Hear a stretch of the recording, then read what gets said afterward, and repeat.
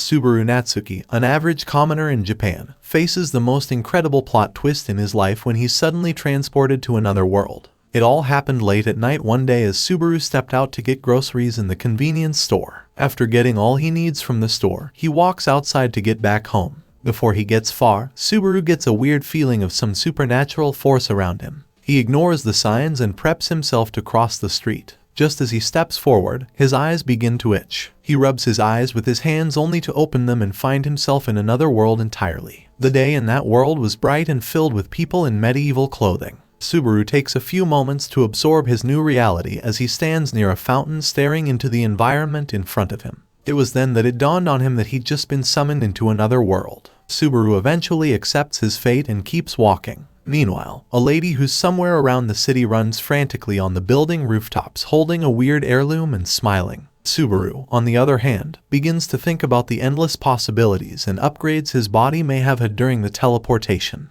At some point, he begins to think he has magic as that's a usual perk with those who are transported to another world. He even tries testing it on an accident that's about to happen in front of him. Unfortunately, he finds out the hard way that he doesn't have magic. Subaru continues his journey through the city to find a place to stay. On his way, he finds a stall and tries buying some fruits with his old currency. The stall owner chases him out after seeing his old currency and Subaru continues moving. He also tries interacting with other people in the city but he gets shunned every damn time. When he gets tired of all the stress, Subaru sits in an alleyway to think about his situation. He takes out his phone and finds out it still works in the world he's in. Frustrated, he puts his phone back into his pocket and begins complaining about his terrible odds. He wonders where the beautiful maiden who summoned him into another world was. Just then, 3 muggers find him sitting alone in the alleyway and hold him up to rob him. Before they can do anything, the lady running on rooftops passes by and greets them before going her way. When she's gone, Subaru tries to test his newfound strength. Unfortunately for him, the muggers had a knife on them.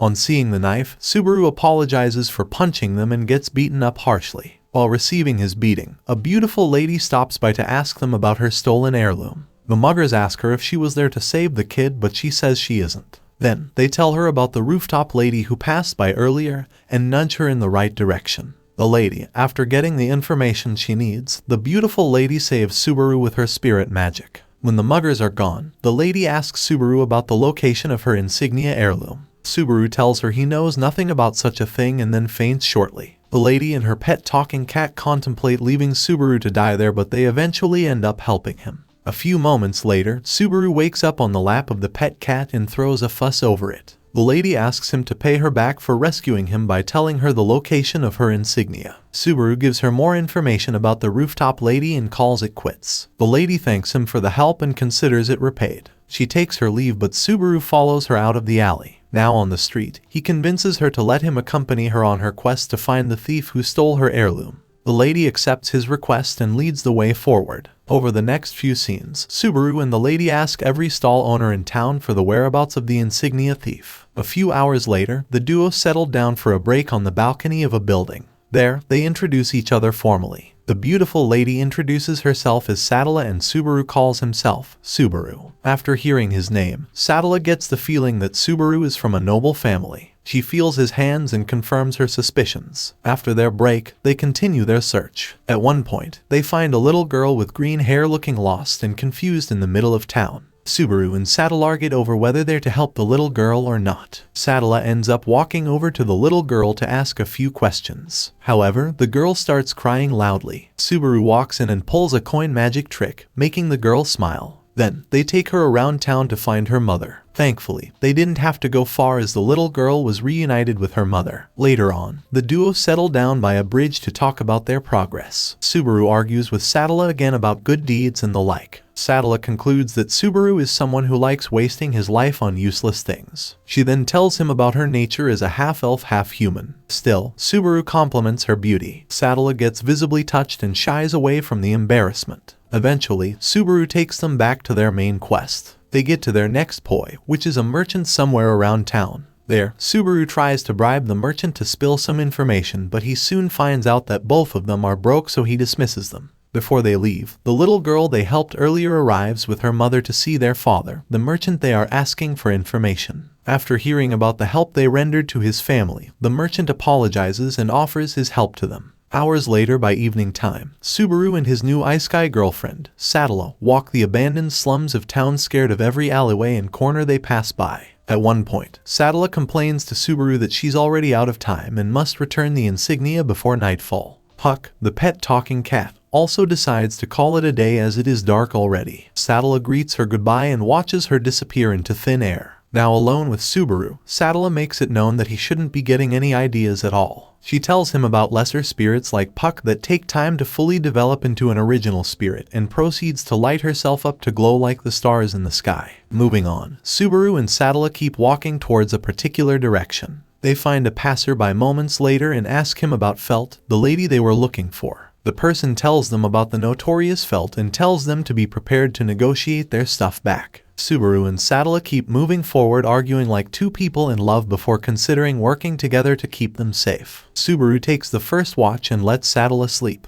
After Sadala is away, Subaru takes a tour around the house they're in. There, he finds various eerie stuff lurking around there. Subaru walks a little further into the house and finds a freshly mutilated body lying on the floor with blood everywhere. Before he gets to take in all the horror, a lady speaks behind him and pushes him to the floor. Subaru gets up quickly, barfs and collapses. Sadala walks into the room to find out what's wrong with Subaru. Unfortunately for her, she gets hit in the head before she realizes what's going on. Subaru holds her hand and tries to keep himself alive so he can save both of them. However, his body gave out way too quickly. Almost immediately, Subaru wakes up to see the merchant from earlier asking him to buy some of the apples in his hands. Subaru gets confused and tells the merchant he's broke beyond comparison. The merchant throws him out and Subaru gets back to the streets. He tries to remember his life before then and remembers Sadala and her pet talking cat, Puck. He also checks the wound on his belly and finds out it's already gone. Confused, Subaru rushes through a familiar alleyway and finds the three muggers from the previous day waiting there for him. Tired of facing the same troubles again, Subaru tricks them into believing he is powerless. When they let their guards down, he beats the living shit out of them and continues searching for Sadala. He gets back to the abandoned slums from earlier and finds the building they stayed in the previous night.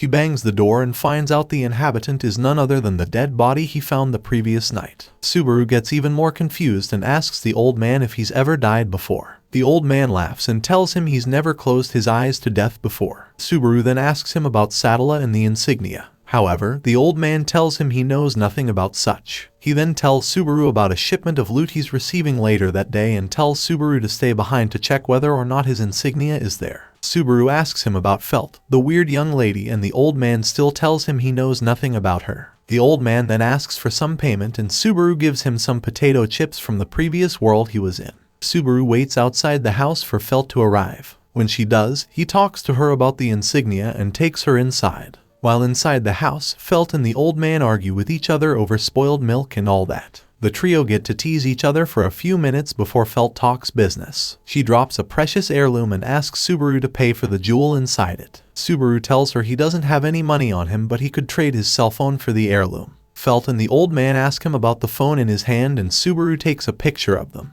When asked what that was, Subaru lies and tells them the device had magic that could freeze any moment in time and then store it. This fools the old man and Felt well enough for them to ask for the phone's worth. Again, Subaru tells them it's probably worth 20 holy coins. The old man and Felt believe his lie but then tell him about a former client of theirs who wanted the heirloom insignia for 10 holy coins. To avoid breaching their contract, Subaru would have to follow them to the point of negotiation and legally buy the insignia from them. As they discuss their terms and conditions, someone knocks on the door and Felt gets up to answer it. Minutes later, she returns inside with her client. The client, who is a familiar lady, weirdly spooks Subaru, almost like he's seen her before. Still, he calms down and openly negotiates the insignia with her over some drinks. Subaru shows her the item he's putting up for sale and tells her the worth. The lady reveals her identity to them. It turns out she's just a proxy representing her real client. As such, she's prepared to increase the price for the insignia to 20 holy coins if they're ready to sell it to her that instant. Subaru caves in defeat but the old man tells him he's still getting the insignia since his phone is probably worth more than 20 holy coins. The negotiation ends quickly with Elsa, the proxy, getting the short end of the stick. She gets up to take her leave and asks Subaru what he's going to do with the insignia.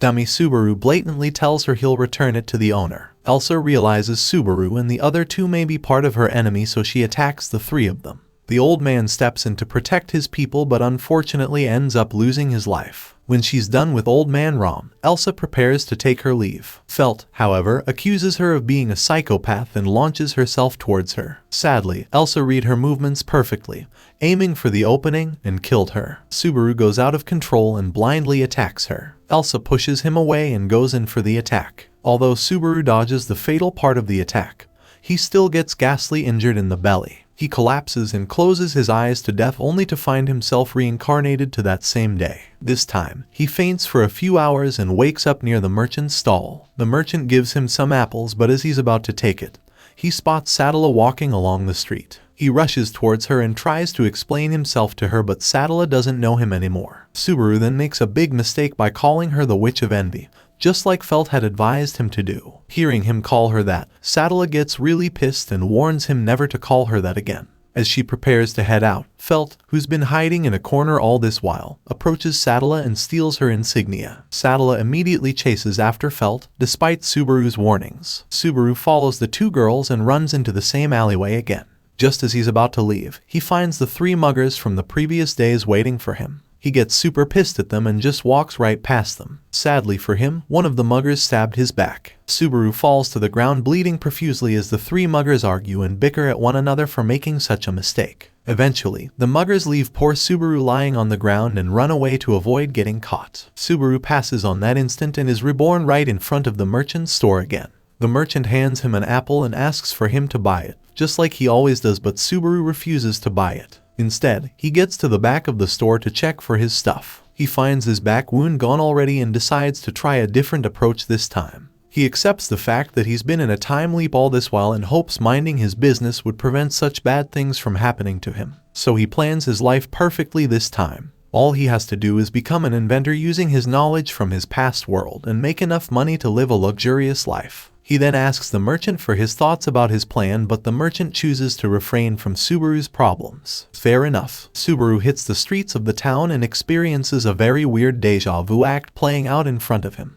He finds two people holding a lost little girl to find her mother. This makes him suddenly remember the little girl he and Sadala saved in the previous time loop. Subaru understands that he's destined to meet Sadala one way or the other, so he cuts his selfish plan and returns to the merchant. There, he asks the merchant about the pickpocketing occurrences in the town. The merchant tells him about one that happened not too long ago. He points Subaru towards the magic attack marks on the walls nearby and gives him a few more pointers towards the right direction in his investigation. Subaru thanks him and continues into the streets thinking about meeting Sadala and getting her insignia. Sadly for him, he runs into the three muggers in the alleyway again. This time, he shouts at the top of his voice, calling for help in any way he can. The three muggers call his bluff at first but are soon caught with their tail between their legs as the sword saint, Reinhard, arrives on the scene to protect Subaru. The muggers recognize him as bad news immediately and scram for dear life. After they're gone, Subaru thanks Reinhard for saving him.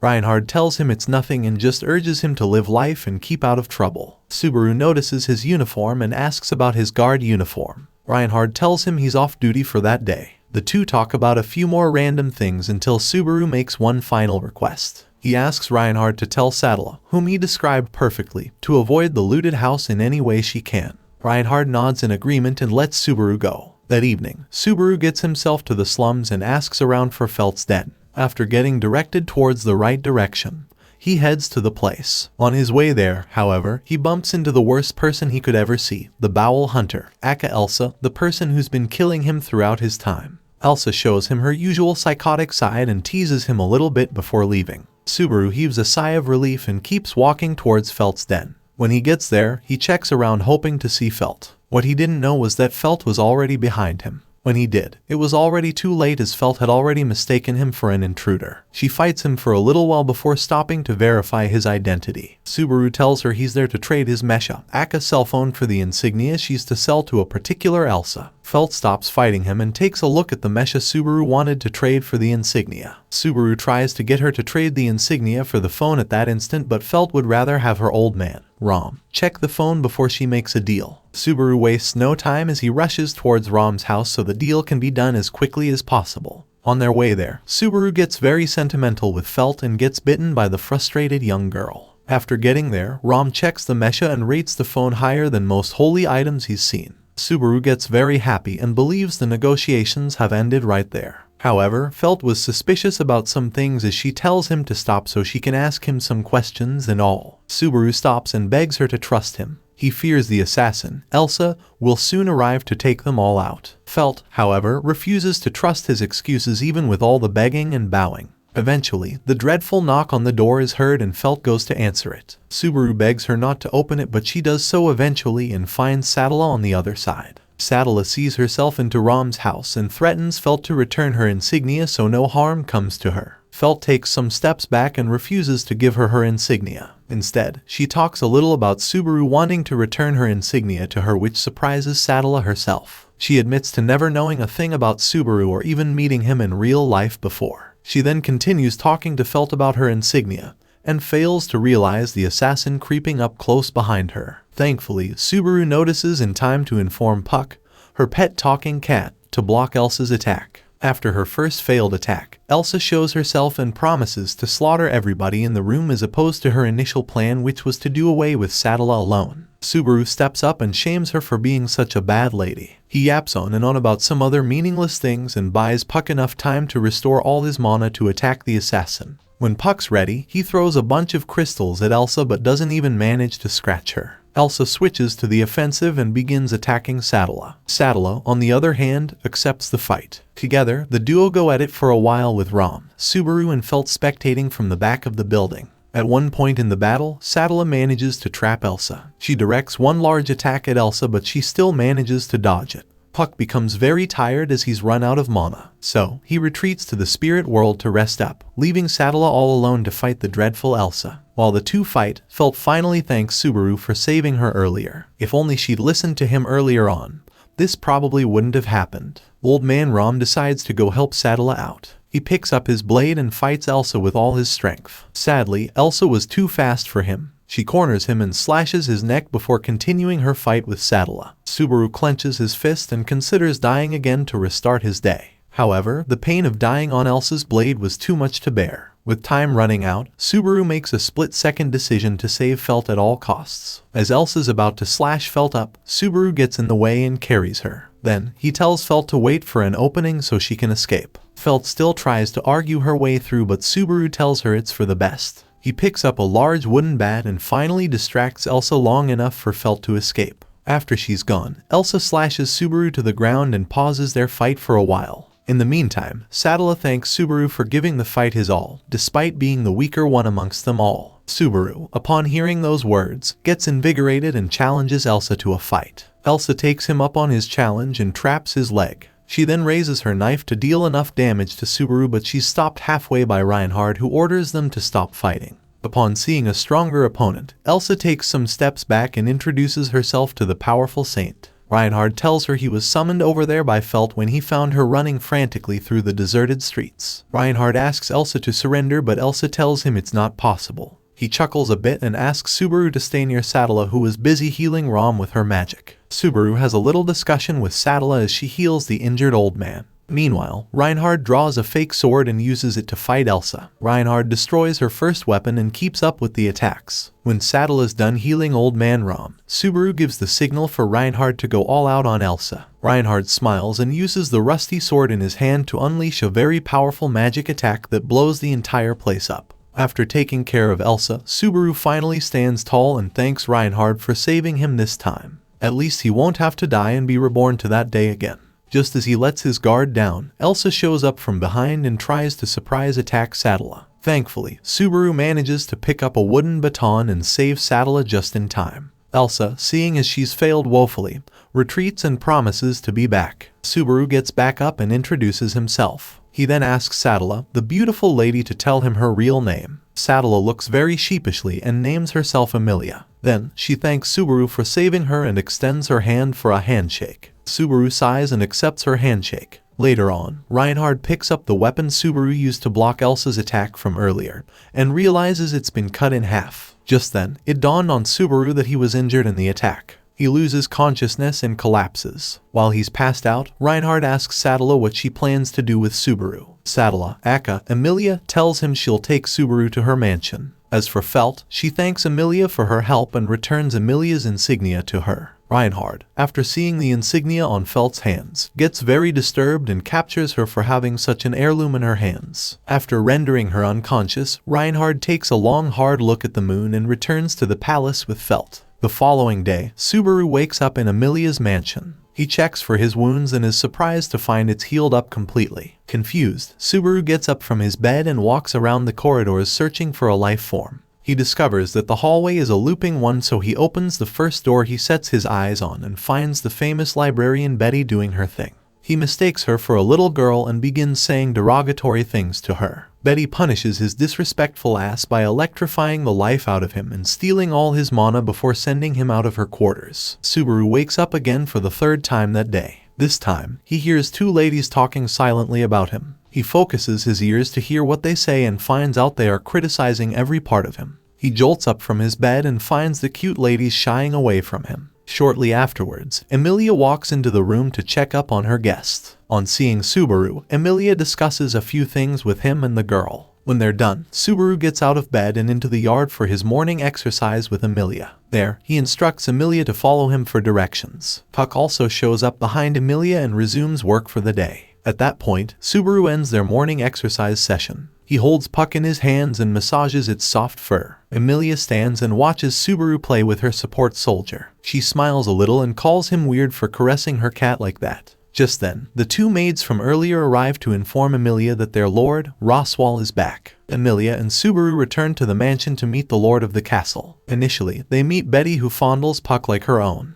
But when Roswal comes by, Subaru mistakes him for a clown who was hired to entertain them during breakfast. However, when he finds out that Roswal is the lord of the manor, he swallows his spit and settles to eat breakfast with the lot. At breakfast, they discuss the chores and responsibilities of the house as Subaru questions the two maids about what they do at the mansion. He tastes their food and appreciates the complexity of the flavors in the entire dish. After eating, Roswal tells Subaru about the happenings in the royal palace. Apparently, the kingdom is currently without a king as it's being plagued by an epidemic. Subaru gets a little scared of him being off now that he's known the truth behind the kingdom. He even begins to suspect himself to be the patient zero of the epidemic plaguing the kingdom. However, Roswal tells him not to fret and that nobody thinks of him as a traitor. Emilia butts into the discussion and shows Subaru her insignia. When asked about it, she explains to Subaru that the insignia is an item that proves someone's worthiness to be the next king of the kingdom. The lot continues talking for a few more minutes until Subaru asks to be hired to work as a butler in the mansion. Since nobody objects, Subaru is taken to the dressing room and measured by the two ladies from earlier. When they're done measuring him, they take him on a brief tour around the mansion so he doesn't get lost on the job.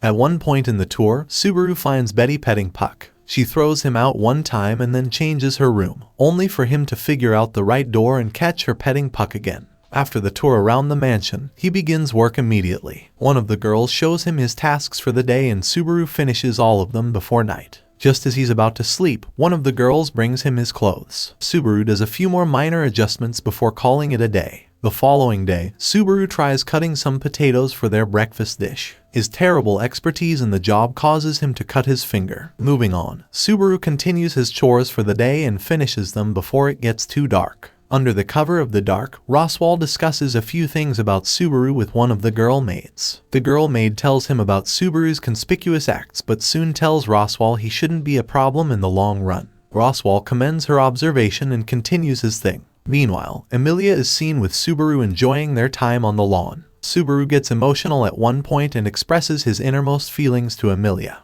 He gets so carried away that he accidentally shows Emilia the cuts on his fingers. When he realizes it, it's already too late. Anyway, Subaru still asks Emilia out on a date to go sightseeing with him. Emilia initially refuses to go, but after much persuasion, she soon accepts it. Subaru's mood gets lightened up and he rushes over to Betty's room to disturb her again. This time, Betty gets very restive and throws him out of her room. Subaru goes to sleep as a happy man as he begins to count down to the next day. Sadly for him, fate had a different thing in mind for poor Subaru. Moments after he wakes up the following day, he finds out that his time has been reset and the events which happened the previous night never happened. Subaru is confused. However, this time, he decides to take a different approach. Moments after he wakes up, the two maid angel girls, Rem and Ram, appear near him to welcome him back to the mansion. Subaru covers his face and rushes over to another room to reflect on the kind of spell or curse he's been placed under. Unknown to him, he'd broken into the terrible Beatrice's library. When he finds out, it's already too late as Betty,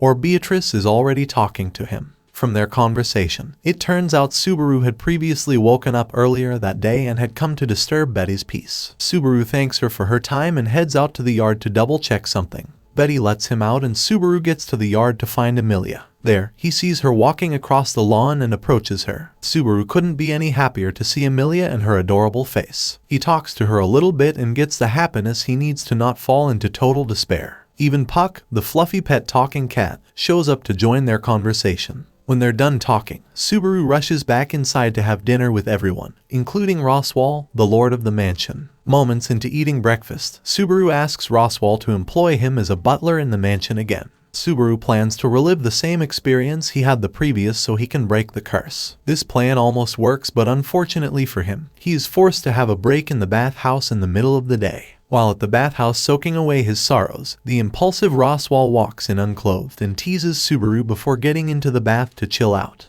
While taking their baths, the duo talk about the maid girls, Rem, the blue-haired one, and Ram, the pink-haired one. After he's done, Subaru steps out of the bathhouse and finds Ram at the entrance bringing Roswell's clothes to him. Subaru, upon seeing her, covers all his exposed areas to prevent Ram from seeing his small PP. Ram shows no interest in whatever is down there. Instead, she tells him to get ready to meet her later that night for something she couldn't discuss there. Subaru rushes to his room fidgeting as he thinks Ram wanted to grape him or something. However, when the night comes, Ram enters his room and tells him she's there to help him learn to read and write. Once he can master that skill, he can help out more in the house. Subaru, after thinking about the good this can do, agrees to learn their characters. He picks up the calligraphy pen and begins scribbling on the papyrus in front of him. A few moments later, he begins pouring his heart out to Ram, completely unaware that she was already asleep. When he sees her moaning softly on the bed, he angrily breaks his pen. The following day, Subaru wakes up early and puts on his butler's attire again, ready for work. He asks Rem, the blue-haired maid, if she could allow him to sew her clothes for her. However, Rem tells him there's no need. Subaru is very surprised at Rem's poor sense of fashion, so he tries convincing her to put on more clothes besides their maid outfits. Rem sees this as an insult and begins to say insulting things towards Subaru. Eventually, she walks away from Subaru and urges him to continue his day's work. Subaru joins the girls in the kitchen and cuts his fingers again from his inexperience. Ram chastises him for being such a terrible butler and also urges him to take care of his hair. After cutting vegetables in the kitchen, the trio headed out to the yard to trim out the bushes. There, they discuss hair and duties in the mansion. Hours pass by and Subaru is seen cleaning the bathhouse. Just then, Rem interrupts him and apologizes for making insulting remarks towards him earlier that day. Subaru tells her he'll forgive her on the condition that she helps comb his hair. Rem picks up another scrubbing brush and joins Subaru in washing the floor. She says a few derogatory things to him and then succumbs to his wishes. Subaru, after his work, follows Rem out to town to get some supplies. At the supply area, he finds some kids playing and joins them in their fun till Rem finishes getting all the supplies. On their way home, Rem and Subaru talk about kids like they're some bad people. Subaru tries to stop her from talking down on children, but with Rem being Rem, she continues talking about it. Eventually, Subaru changes the topic and says a few good things about Ram, and this makes Rem smile. That night, Amelia fills in for Ram to supervise Subaru's learning session for the night. Subaru's mind beats out of rhythm as he gets pretty scared about what to do. Seconds later, he musters up courage and asks Amelia out on a date. Amelia initially asks him about what a date is. Subaru explains it to her and convinces her to follow him on a date. Subaru becomes so happy that he promises never to sleep that night so he can survive the night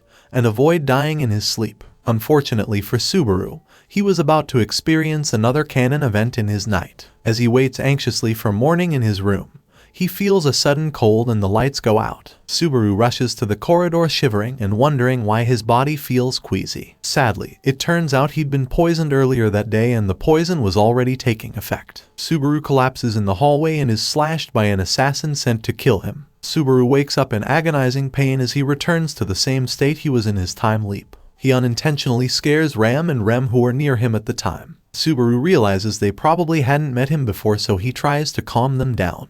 Then, he dresses up and walks through the hallway, trying to retrace his steps and possibly figure out what the hell happened the previous night. Betty, who seems to be following him, interrupts him and calls him irritating. Apparently, he'd already entered her library without her knowing. Subaru apologizes for causing her any issues and asks her to serve him some tea. Betty takes offense at such a statement, so she politely asks Subaru to get out of her library. Subaru doesn't seem to get the memo initially as he continues to pry into whatever book she is reading. When she couldn't take it anymore, she threw Subaru out her window and he fell to the shrubs below. Emilia finds Subaru covered in manure from the shrubs and tells him about it. Subaru throws a fuss over being covered in manure, but Emilia tells him it's okay since he didn't know about it initially. To help rid him of all the gunk, Emilia wakes Puck and asks him to wash Subaru up. Puck appears in Emilia's hands and uses a water-themed spell to clean Subaru up. Moments later, Emilia, Puck, and Subaru all play on the lawn there in the yard. Subaru gets into a little fight with Puck and causes Emilia to laugh out loud from the cuteness. Subaru gets very proud of himself for finally making Emilia laugh. Emilia, who noticed Subaru adding the tan suffix to her name, asks him about it. Subaru tells her it's what friends call each other and she should be proud to have such a name from him. Emilia, on hearing that she may have just made one friend, gets very flustered and covers her eyes in shame. Subaru talks secretly with Puck and finds out it's one of Emilia's long-lost wishes to be called such nicknames. After much explanation, the two maids, Rem and Ram, arrive to inform of Roswell's return. This time, Subaru decided to try a different approach. He plans to work meticulously through the next 3 days just so he can quietly figure out who his assassin is, provided they're amongst them. When Roswell asks him what he wishes to do, Subaru chooses to be a normal guest in the mansion, instead of asking to work with them as a butler. Roswell grants him his wish and Subaru spends the rest of his day investigating the mystery around his death. By evening time, Subaru tries to talk to Ram but gets ignored. The following day, Subaru approaches Betty to ask her about the type of spell or curse he's been placed under. You know, the curse that makes him die in his sleep and wake up completely fine in a time leap. Initially, Betty tries to push him away but Subaru begs her to hear him out. After hearing all he had to say, she decided to help him. After a few readings, Subaru finds out he's been cursed by a shaman who seems to be draining his mana each time he goes to sleep. Subaru asks him if there is anyone who could do such magic in the mansion. Betty tells her only she and Puck could do such high-end magic. Betty also tells him she was the one who helped heal him back when he was brought to the mansion. Subaru finds this hard to believe, so he tries to tease the truth out of her. Betty gets understandably pissed and throws him out of her window again. He gets himself up from the grass and continues investigating his death. From the information he could gather, Subaru finds out he died only 3 times in the capital before he was brought to the mansion. This could only mean he's not allowed to die again since he's already died 3 times in the mansion. He then recalls his last meeting with Puck where he asked him to keep an eye on Emilia for him. While he gathers his thoughts together, Ram interrupts him to serve him some tea. She sits on his bed and asks after his studies. Subaru tells her he's been making some progress in his studies. Moving on from that, he narrates a story about a red and blue ogre to Ram. In summary, the story entailed the blue ogre having to lose everything just to save the red ogre who couldn't live life on his own. After hearing the sad story, Ram insults both ogres for being illogical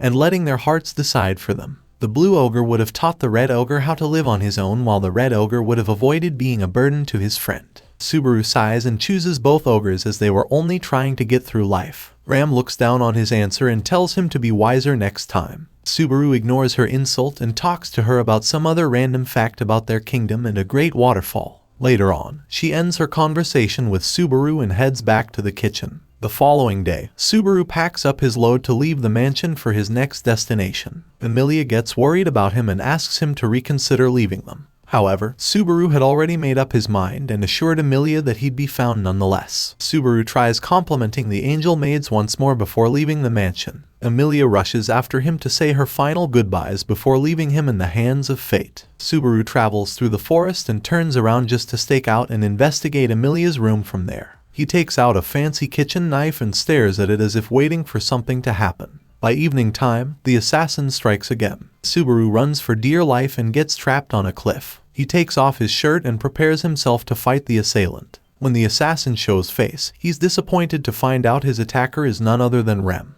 Rem shows no remorse for attacking a harmless man. She even advises him to accept his fate so she can grant him a painless death. Subaru asks her what he did to deserve such treatment from her, but Rem refuses to tell him. Instead, she asks him about his true intentions for Emilia. She thought Subaru was working with Emilia's enemy. All attempts to change her mind proved very futile. Subaru then makes a last-minute attempt to make a run for it. He takes out his cell phone and flashes Rem's eyes before bailing. After running a few meters, Rem cuts his leg and immobilizes him. She then approaches him and stops his leg from bleeding just so she can get the information she needs out of his mouth. Subaru keeps begging her to let him go, as he would never harm Emilia. Unfortunately for him, Rem was hard-headed as she flogged him and kept asking him for the truth. Subaru tells her he has nothing to do with Emilia's capture or anything. He's just a guy trying his best to make friends in a new world. Sadly, Rem refuses to believe him. She tells him that his aura reeks of the witch's aura and it disgusts her. Subaru falls into total despair and starts crying.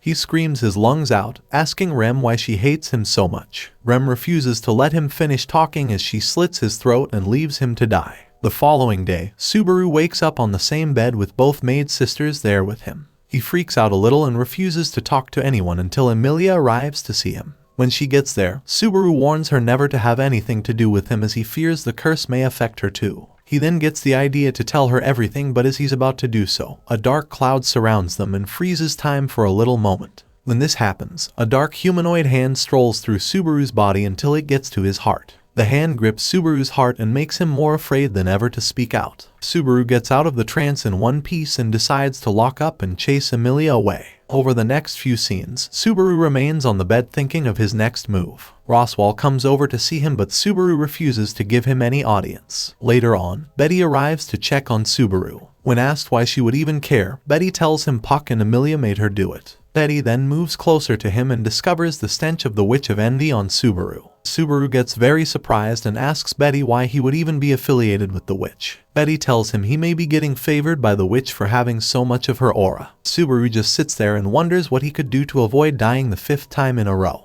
He comes up with an idea and asks Betty to help keep him safe from harm for the next few days. Betty sighs and makes a contract with him to keep him safe as long as he's still in the mansion. Subaru gets so emotional and covers his face with his hands. Betty tells him to cut the crap and just be happy she agreed to help him. Later that night, Subaru has a nightmare about his previous encounter with Rem. In the dream, he relived the horrific moment with Rem. Thankfully, Betty's protection spell helped him overcome the nightmare, and he returned to his sleep peacefully. The following morning, Betty wakes him up and tells him to avoid breaking anything in her library. Subaru spends half of the day there in the library helping Betty out. At one point, she steps out of her library to get something, leaving Subaru inside. Subaru is left alone with thousands of books. He gets scared a little and opens the door to check out the building. He sees the shining sun and basks in its gracefulness as he walks to the hallway. Emilia catches up to him a little while later and asks him to follow her somewhere. Subaru blindly follows Emilia until they arrive in front of a room. Subaru is about to ask Emilia what the matter is, but Ram's screams stop him from doing so. Subaru enters the room and finds Ram crying over her sister's dead body. Subaru wonders why and how Rem died, but Roswell tells him Rem had died of weakness, almost as if she fell asleep and couldn't wake up again.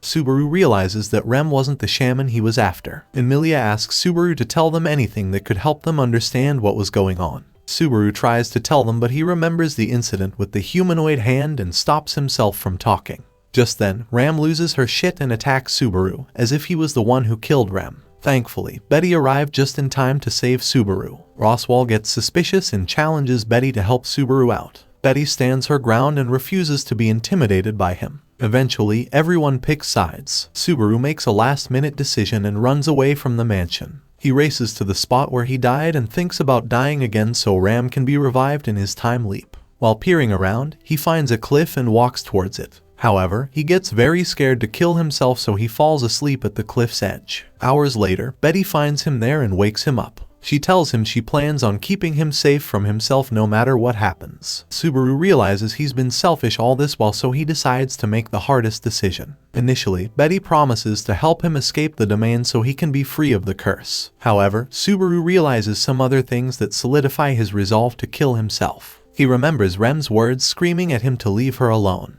Just then, Ram catches up to them seething in rage. Betty stands in front of Subaru to save him, but Subaru tells her not to bother, that he's already made his decision. Without thinking twice, Subaru thanks everyone for helping him out and races towards the edge of the cliff. Subaru jumps off the cliff with a smile on his face and crashes head onto the ground, ending his life in the process. Mere moments after meeting his end, Subaru wakes up on the same bed again. This time, he finds the two sisters, Rem and Ram, together. He suddenly feels a pain in his belly and squints his face. Rem and Ram immediately rush to find out what's wrong. Subaru holds their hands to confirm if they truly are the ones with him. After confirming his suspicion, Subaru smiles and appreciates the girls. Rem and Ram, who technically haven't seen him before, step back from the pervert in front of them. Subaru smiles still and waits until Emilia comes by to check up on him. During breakfast, Subaru asks Roswell to hire him to work in the mansion. This time, he tries yet another approach different from the last one. By helping the residents with stuff they need help with, he can earn their trust and easily avoid being suspected as an enemy. Luckily for him, Roswell has no objections towards his request as he allows Subaru to do his work in peace. Immediately after breakfast, he rushes over to different sections of the mansion to help out with 1 or 2 tasks. By lunchtime, Subaru takes a break on the lawn to chill out. Puck meets up with him there to keep him company. The duo discuss Emilia and her magic attribute. From their conversation, Subaru finds out that Emilia is a spirit arts user, not a magic user. He also figures out that he may have some magic lying somewhere inside him and asks Puck to help him find out. Puck does his mojo and figures out Subaru's attribute to be Shadow, which is a very rare magic attribute to have. At that point, Emilia returns from her chilling outing and finds Subaru throwing a fuss over his magic attribute. She calms him down and lets him know just how special his magic attribute is. Subaru still asks for some proof to know whether he's truly a shadow user. Emilia and Puck throw him into a dark trance that scares Subaru. He thankfully gets out of the trance and returns to normal before Emilia notices something's wrong. Moving on, Emilia takes Subaru on a tour around the mansion's yard to learn more about visualizing and actualizing his magic abilities. At one point, Subaru tries actualizing some of his magic abilities only to end up throwing out a large plume of black smoke over the place. After trying such a dangerous trick, he rests his body on the outdoor bench. Emilia feels sorry for his whining and puts a Bako fruit in his mouth. This fruit, which is said to stimulate a mage's mana, makes Subaru strong again so he's able to continue his day. By nightfall, Ram and Roswell meet to discuss their guest, Subaru. Roswell asks about him and Ram tells him they haven't noticed anything out of the ordinary yet. All they can do at the moment is watch him closely. Life goes on pretty well for Subaru as he sleeps and wakes up peacefully. The following morning, Subaru meets with Betty to ask her about lifting his curse. Betty tells him there's no way to undo a curse unless the caster themselves nullifies it. Subaru then gets curious and asks Betty about the Witch of Envy. Betty tells him all he needs to know about the witch. However, she calls the witch Sadala, which makes him remember the first time he saw Emilia as she initially called herself Sadala. Subaru begins to wonder if the witch had taken Emilia's form just so she could curse him into the endless time leap he's currently in.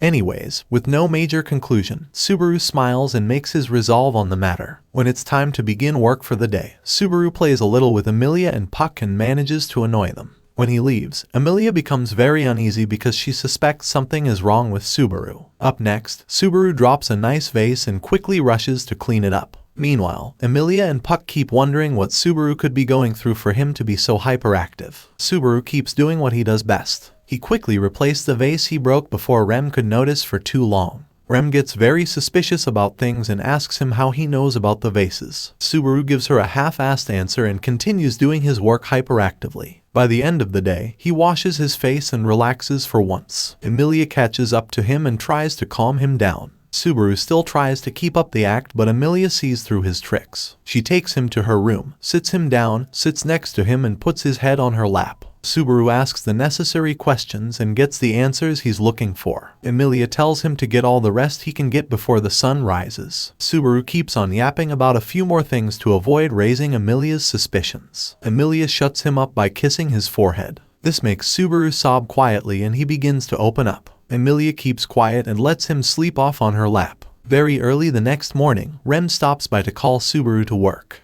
However, Emilia asks her to give him a day off to rest from all his troubles. By nightfall, Subaru wakes up on Emilia's lap and heads straight to Betty's room. There, he fusses over sleeping extra late. Betty then tells him of a way to nullify a curse. However, he has to have physical contact with the caster of the spell. Subaru draws out all the dots and finally gets a lead. He holds Betty up and thanks her for helping him out. The following morning, Subaru wakes up a new man. He finds Amelia and thanks her for helping him get the lead he's been so desperate to discover. When he's done, he joins Rem and Ram in the kitchen to begin his regular day's work. Up next, Subaru joins Ram and Rem on their way to the market to get supplies. While in the market, he plays around with the people and manages to put smiles on their faces. After getting their supplies, Ram insults Subaru and calls him a lowlife for embarrassing himself just so people can laugh. The children step in and defend their hero against the terrible Ram. While discussing with the girls, a little girl calls for Subaru and brings his attention to a little patch in the dark woods. Subaru walks into the woods and helps the girl recover her lost dog.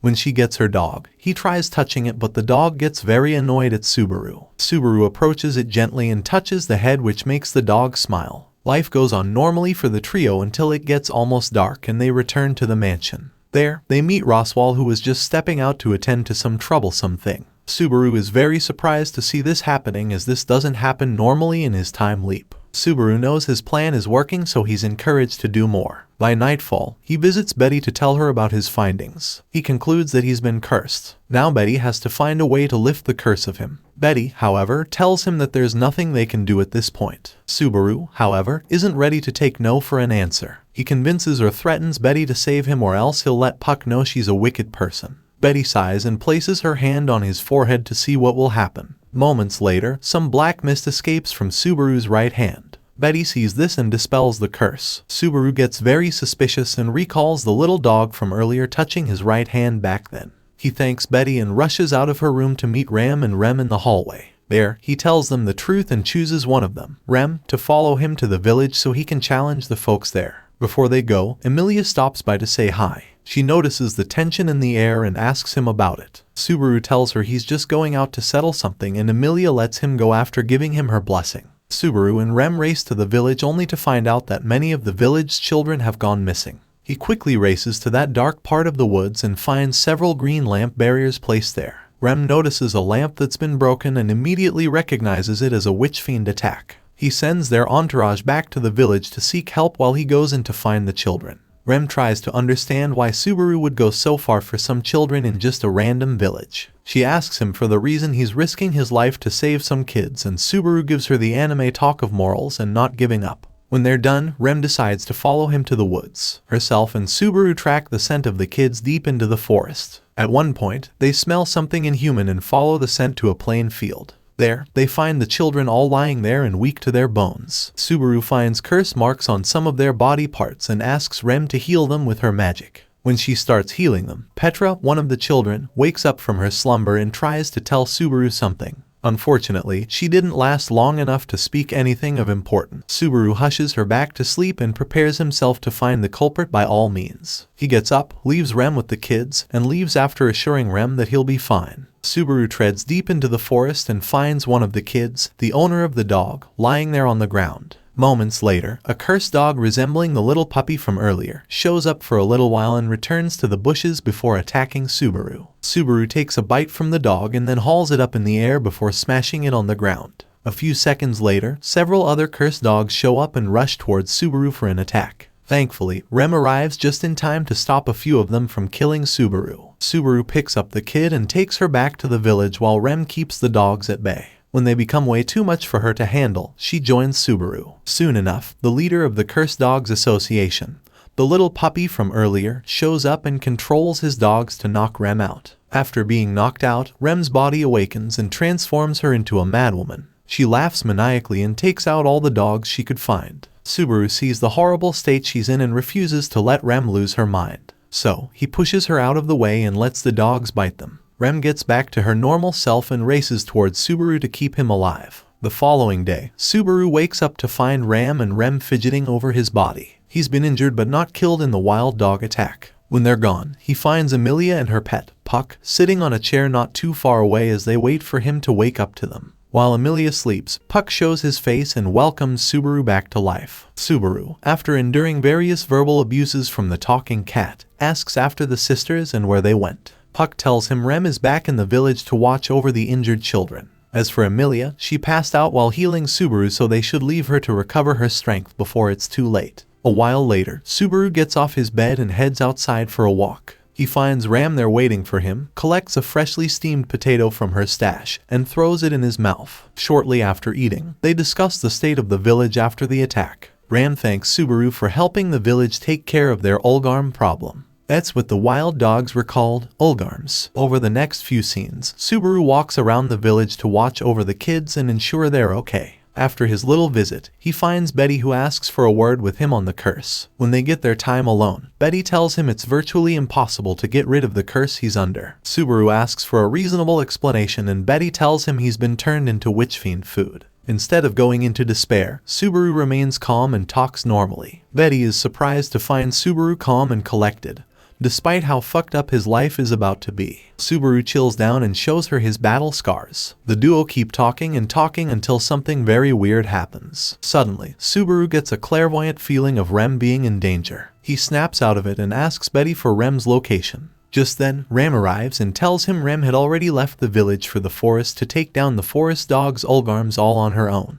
Subaru knows what will happen if Rem is left alone with those dogs. He begs Ram to allow him to follow her so they can find Rem together. Ram initially opposes his request, but eventually, she lets him follow her after much persuasion. Betty steps in and tries to discourage Subaru from going. However, Subaru already has his mind set on saving Rem one way or the other. So, he readies himself and heads into the forest with Ram. After walking a few meters into the forest, Subaru gets tired and starts panting. Ram makes fun of him for being a wimp and Subaru recalls just how much the children from the village believe in him. He then mentions just how much they like him and for that reason, he can't give up on keeping the village safe. Ram kind of reasons with him but soon cuts the chit-chat when she gets too emotional. She uses her clairvoyance to scan the area around them and discovers several Ulgarms coming to attack them. Rem destroys the few that do attack them and continues their journey to find Rem. On their way there, Subaru gets curious and asks Ram why her sister is the one with demonic horns and she's the odd one out. Ram tells him that they are the only twins in their village allowed to live. So, at a young age, she got careless and lost her source of strength, her horn. Ever since then, she's been reliant on Rem to help keep them both out of danger. She describes just how bad things can get with Rem out of control,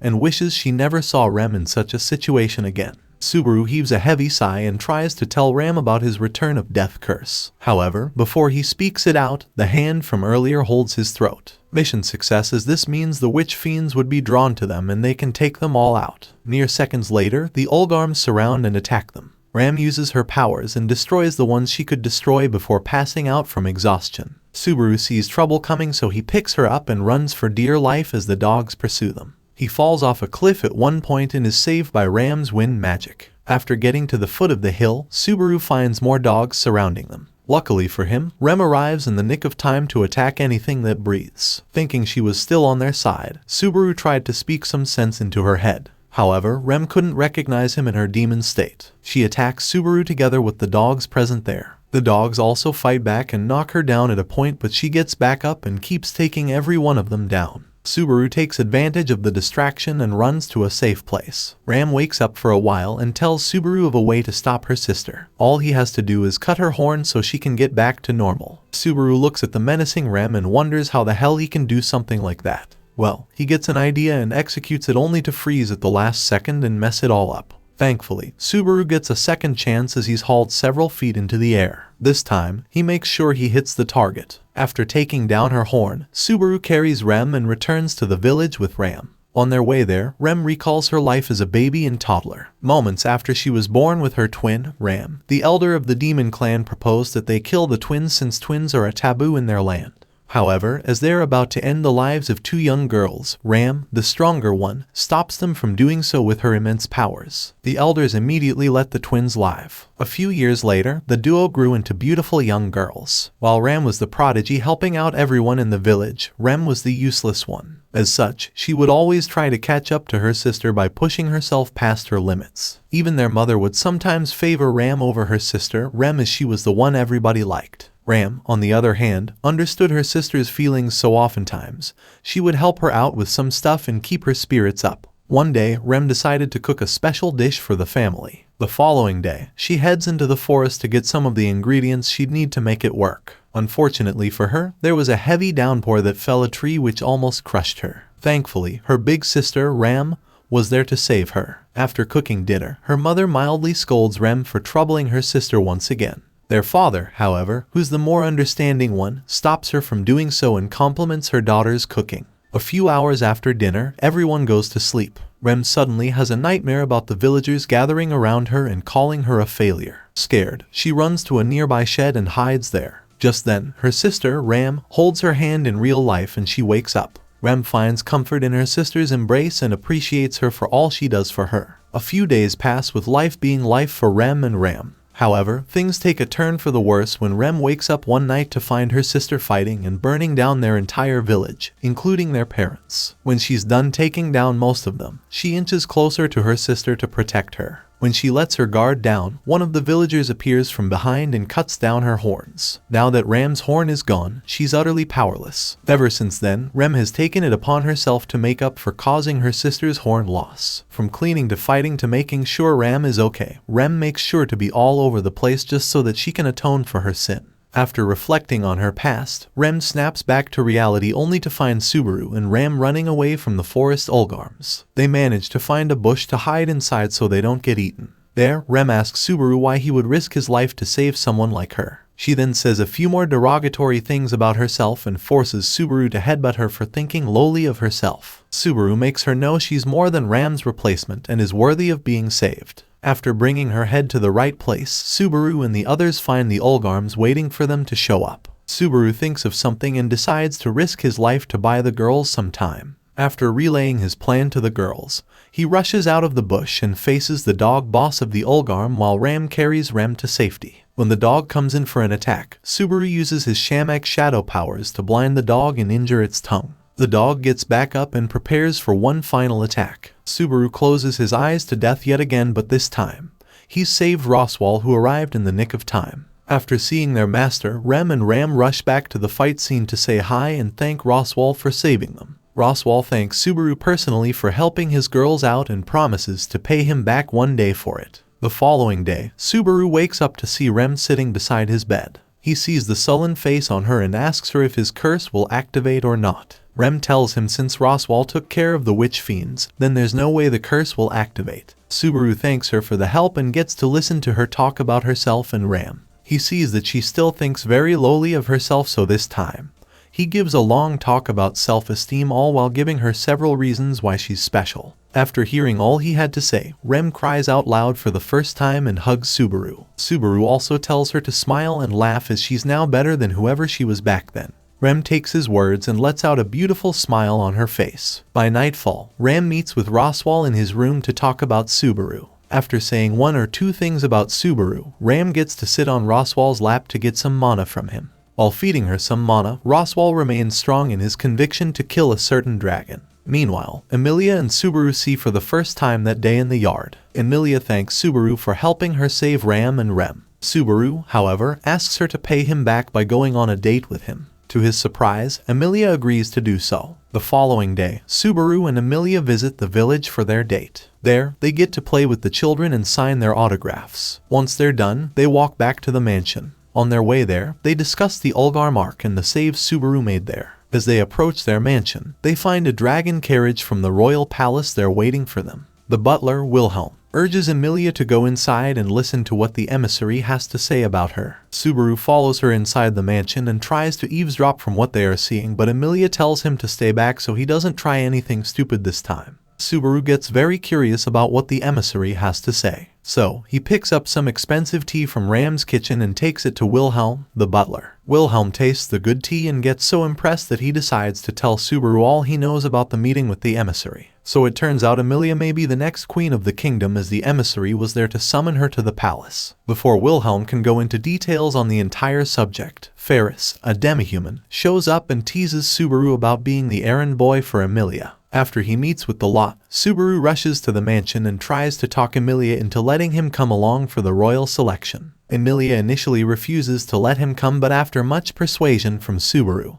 and Roswal, Subaru is permitted to go to the capital to get treatment for his wounds but not to cause trouble. While returning to the palace, Ferris questions Wilhelm about taking a liking to someone like Subaru. Wilhelm tells Ferris about Subaru, almost as if he understood Subaru had an understanding about death. Anyways, Emilia, Rem, and Subaru arrive at the capital later that evening for the royal selection. The old merchant from earlier finds Subaru, and this time, he gives him a full bag of apples for returning to his stall. Subaru collects the apples and continues on to the royal palace with Emilia. At the entrance to the palace gates, Emilia meets an old friend, Julius, aka her former bodyguard. Julius pays his respects and kisses Emilia's hands, which causes Subaru to be dead jealous. Julius notices this and teases Subaru about it, but Subaru keeps his cool and lets him go. As they prepare to enter the royal palace, Subaru squeezes his face as he prepares to enter with Emilia. However, she tells him to stay outside and wait for her to return as he may hear unpleasant things inside. Subaru waits outside and takes a walk to an alleyway around town. There, he finds the 3 mobsters he used to find back then harassing a classy woman. The 3 mobsters, who seem to recognize him, throw abusive words towards him and force him to act fast. Subaru threatens to call Reinhard on them and causes them to get scared in their pants. To make matters worse, Old Man Rom arrives shortly searching for Felt. The mobsters run away very scared and promise to be back. After they're gone, Rom asks Subaru about Felt. Subaru tells him Reinhard had taken her away previously. Rom sighs and walks away to search for Reinhard. Just then, Emilia and an armored man arrive and find the classy woman and Subaru there. Initially, Subaru gets very pissed at him for escorting Emilia, but Emilia tells him to calm down and be cool. Moving on, they all talk about the apple fruit in Subaru's bag. Subaru gives one to the classy lady and leaves with Emilia. That evening, on their way home, Emilia asks Subaru if he knows the status of that classy lady he picked up in the alleyway. Subaru looks confused and tells her he knows nothing about her. When they get home, Emilia makes Subaru promise never to use magic or fight in front of anybody, at least until his body heals fully from his wounds. Subaru reluctantly agrees to her request and continues with his stuff. The following day, Subaru's hard-headedness causes him to want to help Emilia again.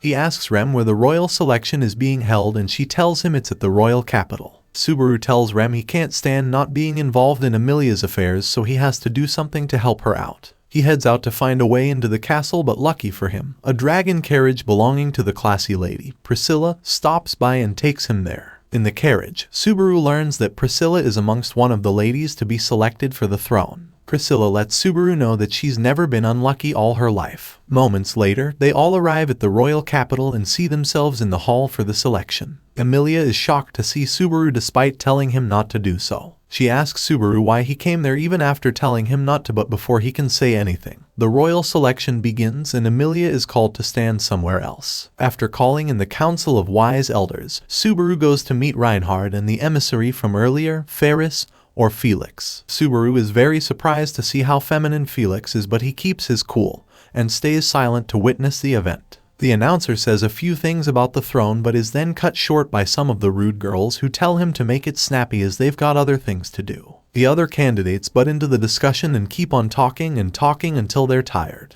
Then, the announcers make it known that out of the 5 of the candidates for the throne, only one would be considered to be queen. Since there were only 4 candidates, the announcer called on Reinhard to tell them where the 5th princess was. When he comes to the stage, he shocks everyone by revealing the 5th princess, Felt. Felt waltzes into the hall and walks up to Reinhard to say hi. When she's close enough, she kicks him for tricking her into becoming a 5th princess. Reinhard takes it easy on Felt and calms her down. Subaru and the others express their shock as they wonder how in freak's name she got to be a candidate. On seeing Subaru, Felt kicks him as well before going to join the other candidates. After all the necessary introductions, Reinhard placed the insignia in her hands just before she hailed the other candidates. After joining the others, everyone gets very uptight as the real royal selections begin. Subaru could sense the growing unrest within the hall, but he keeps his cool and listens to what the others have to say. Firstly, the wise men ask Reinhard to explain how a gutter rat like Felt suddenly became one of the princesses selected to be queen.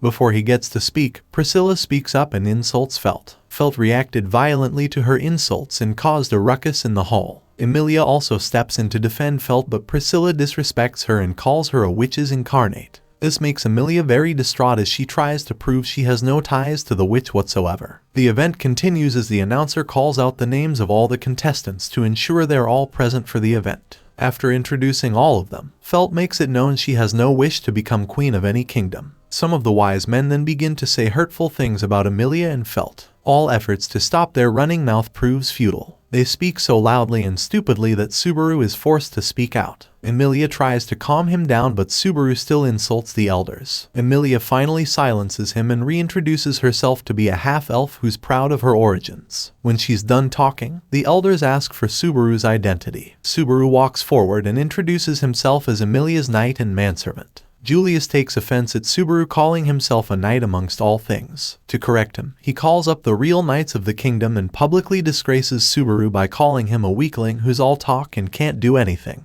Subaru keeps up his pride to save face, but everything comes crashing down when Julius shames him greatly for thinking he was powerful enough to put Emilia on the throne all on his own. Subaru becomes very embarrassed but still tries to keep his pride up by shaming the knights of the entire kingdom. At this point, Emilia gets fed up and silences him in front of everybody. Then, she holds his hand and denies ever knowing right in front of everybody before getting him thrown out of the hall. Moments before they continue the royal selection, Old Man Rom smokes up the entire hall and carries Felt to safety. Sadly for him, he's caught and restrained. Before immediate punishment is meted out to him, Felt bails him out by agreeing to participate in their royal selection. Rom is surprised at Felt's words, but he's soon escorted out of the hall. After he's gone, Felt makes it known that if she's made ruler, she would take down the entire kingdom with everyone in it. Then, the royal selection commences. Julius visits Subaru in the lobby to talk about what happened in the hall. With the face Subaru made towards him, Julius asks Subaru to fight him in a duel in front of the knights of the kingdom. Knowing fully well he stands no chance against Julius, Subaru still lets his pride get the better of him as he agrees to fight Julius. Moments later, the duel begins and Julius beats the hell out of Subaru right in front of everyone. One of the guards rushed to inform the princesses about the fight between Julius and Subaru. This breaks Emilia's heart so much that she steps out of the selection and heads straight to the arena just to stop Subaru from getting his ass beat up really bad. Thankfully, she gets there just in time to stop Julius from delivering a ghastly blow on Subaru. She even calls out to Subaru, hoping for him to stop the madness. Unfortunately, Subaru is already mad as he uses magic against Julius and gets the final beating of his life. Subaru passes out from the fight and wakes up hours later near Emilia. After he's fully awake, Emilia sits him down so they can talk about what happened. Emilia tries to understand why Subaru fought Julius. Subaru tells her it's because he was disrespected by Julius. However, Emilia sees it from a different perspective. Subaru keeps saying he fought for Emilia and his pride, but Emilia makes him know that he was just fighting for himself and not her. If only she could understand the full picture. It's just too bad that the witches wouldn't allow him to talk about his curse to Emilia. Even when he tries to tell her about it right there, the witches still hold his throat. Eventually, Emilia gets the entire thing wrong and breaks up with Subaru as she can't keep worrying about Subaru anymore. Subaru loses it and yells at Emilia, telling her just how much he's sacrificed just to make sure she's safe, sound, and protected. Emilia smiles, thanks him for being there for her, and walks away forever. After the breakup, Subaru becomes very pissed at his own weakness. He begins combat training with the butler, Wilhelm, just so he can get his mind off things. However, this only made things a little worse for him as he kept flashing back to his last meeting with Emilia. Everyone in the palace could see the pain he was passing through. Even Wilhelm, the butler. Felix, however, speaks badly about Subaru and calls him a Dundee for acting emotionally. What they didn't know was that poor Subaru was getting his arse whopped each and every time he spars Wilhelm. A few hours after training, Reinhard visits Subaru to apologize for Julius's actions. He tries to tell Subaru that the duel he had with Julius had no meaning whatsoever. However, Subaru sees his thoughts as offensive and thanks him for being the good guy. But he makes Reinhard know that the duel meant a lot of things to him and he'll never forget how humiliating that was for him. Subaru thanks him once again for caring to visit him before heading back inside the castle to continue training with Wilhelm. Subaru trains so hard that he passes out on the lawn for a few hours. He wakes up by evening time on Rem's lap. Rem comforts his sorry arse and makes him know she still thinks highly of him. The following day, Subaru walks back to town to see the results of the selection event. There, he runs into the merchant from earlier and argues with him over Emilia's identity. Apparently, the people there were all afraid of Emilia as they thought she was a witch. This is because the Witch of Envy came from her own clan of half-elves. Subaru realizes just how bad Emilia's had. He gets very pissed at himself for not knowing earlier on and wishes Emilia had told him about her travels. He returns to the palace to keep training and still gets his arses beat by Wilhelm. By nightfall, Crush, one of the contestants from the royal selection, invites him for an outing in the palace restaurant. There, Subaru sips on some alcohol and gets to hear what the lady has to say. Crush tells him about the influx of marriage proposals she's received as a young. The duo then discuss a little about Wilhelm right before Felix shows up to interrupt them. There, he outrightly talks down on Subaru, but Crush stops her from doing so. Felix then comes in closer to Subaru and tells him to make it up to Emilia as quickly as possible so as to avoid losing her forever. Subaru thinks long and hard about what he could do or say to win Emilia back. He suddenly gets an idea and prepares himself to execute it. The following day, Subaru ends training with his 2 legs and body parts, meaning he's finally getting the hang of it. Just after he ends training, Rem calls him for a meeting. Subaru heeds her calling and meets up with the others in a room. There, they discuss the recent abnormalities in the kingdom. Crush suspects the uprising is due to Margrave's intentions towards Emilia. Subaru clenches his fists and decides to get up and do something about it. He gets up and tells Crush and Rem to hurry up so they can find the people troubling the nation. To his dismay, however, Crush lets him know that she was only protecting him because she had formed a contract with Emilia previously to protect him. So if he goes of his own volition, she would not hesitate to nullify it and declare war on Emilia. Subaru reacts strongly to her sentiment and tells her he'll go save Emilia whether she likes it or not. Felix snaps and hits the nail on the coffin by reminding Subaru just how weak he is and how less things would change even if he were to intervene. Subaru ignores Felix and heads out to meet Wilhelm, who borrows him a dragon carriage. An hour later, Subaru and Rem are on the carriage traveling back to Emilia's mansion. By nightfall, the land dragon gets tired and stops at an inn. Subaru and Rem check into the inn to stay there for the night. Very late at night, Rem walks into Subaru's room to talk to him as she couldn't bring herself to fall asleep. There, she thanks Subaru for being there for her even when she was being mean to him. She hugs Subaru and uses some healing magic on him to calm his mind down just so he can fall asleep. Well, this works and Subaru falls into a very deep sleep. Subaru wakes up very late the following morning and finds Rem gone. He rushes downstairs and finds the letter Rem wrote to him before she left. Apparently, she'd snuck out at dawn to travel to the mansion alone just so she could handle Emilia by herself. Subaru gets so pissed that he spends every last gold coin he had just to get himself a dragon carrier that could take him to the mansion that instant. The carriage driver, Otto, transports Subaru very deep into the forest but then stops in the middle of nowhere when his dragon gets very scared to move further. Subaru gets off the carriage and heads into the heart of the forest. There, he encounters some very strange individuals dressed in an occultic uniform. The individuals surround him in a circle and disperse almost immediately. Subaru pays them no attention as he keeps running towards Emilia's town. When he gets there in the morning, he gets the shock of his life as he finds the entire town reeking of death and destruction. Subaru gets a sudden deja vu feeling as a dreadful look develops in his eyes. He walks towards Emilia's mansion and finds Rem lying dead on the lawn. Subaru doesn't stop there as his mind takes him to Emilia. He checks the storage unit and finds dead bodies piled up there. After vomiting his insides out, Subaru walks into the mansion. He opens the first door he finds and sees Ram and Petra, one of the kids, dead and gone.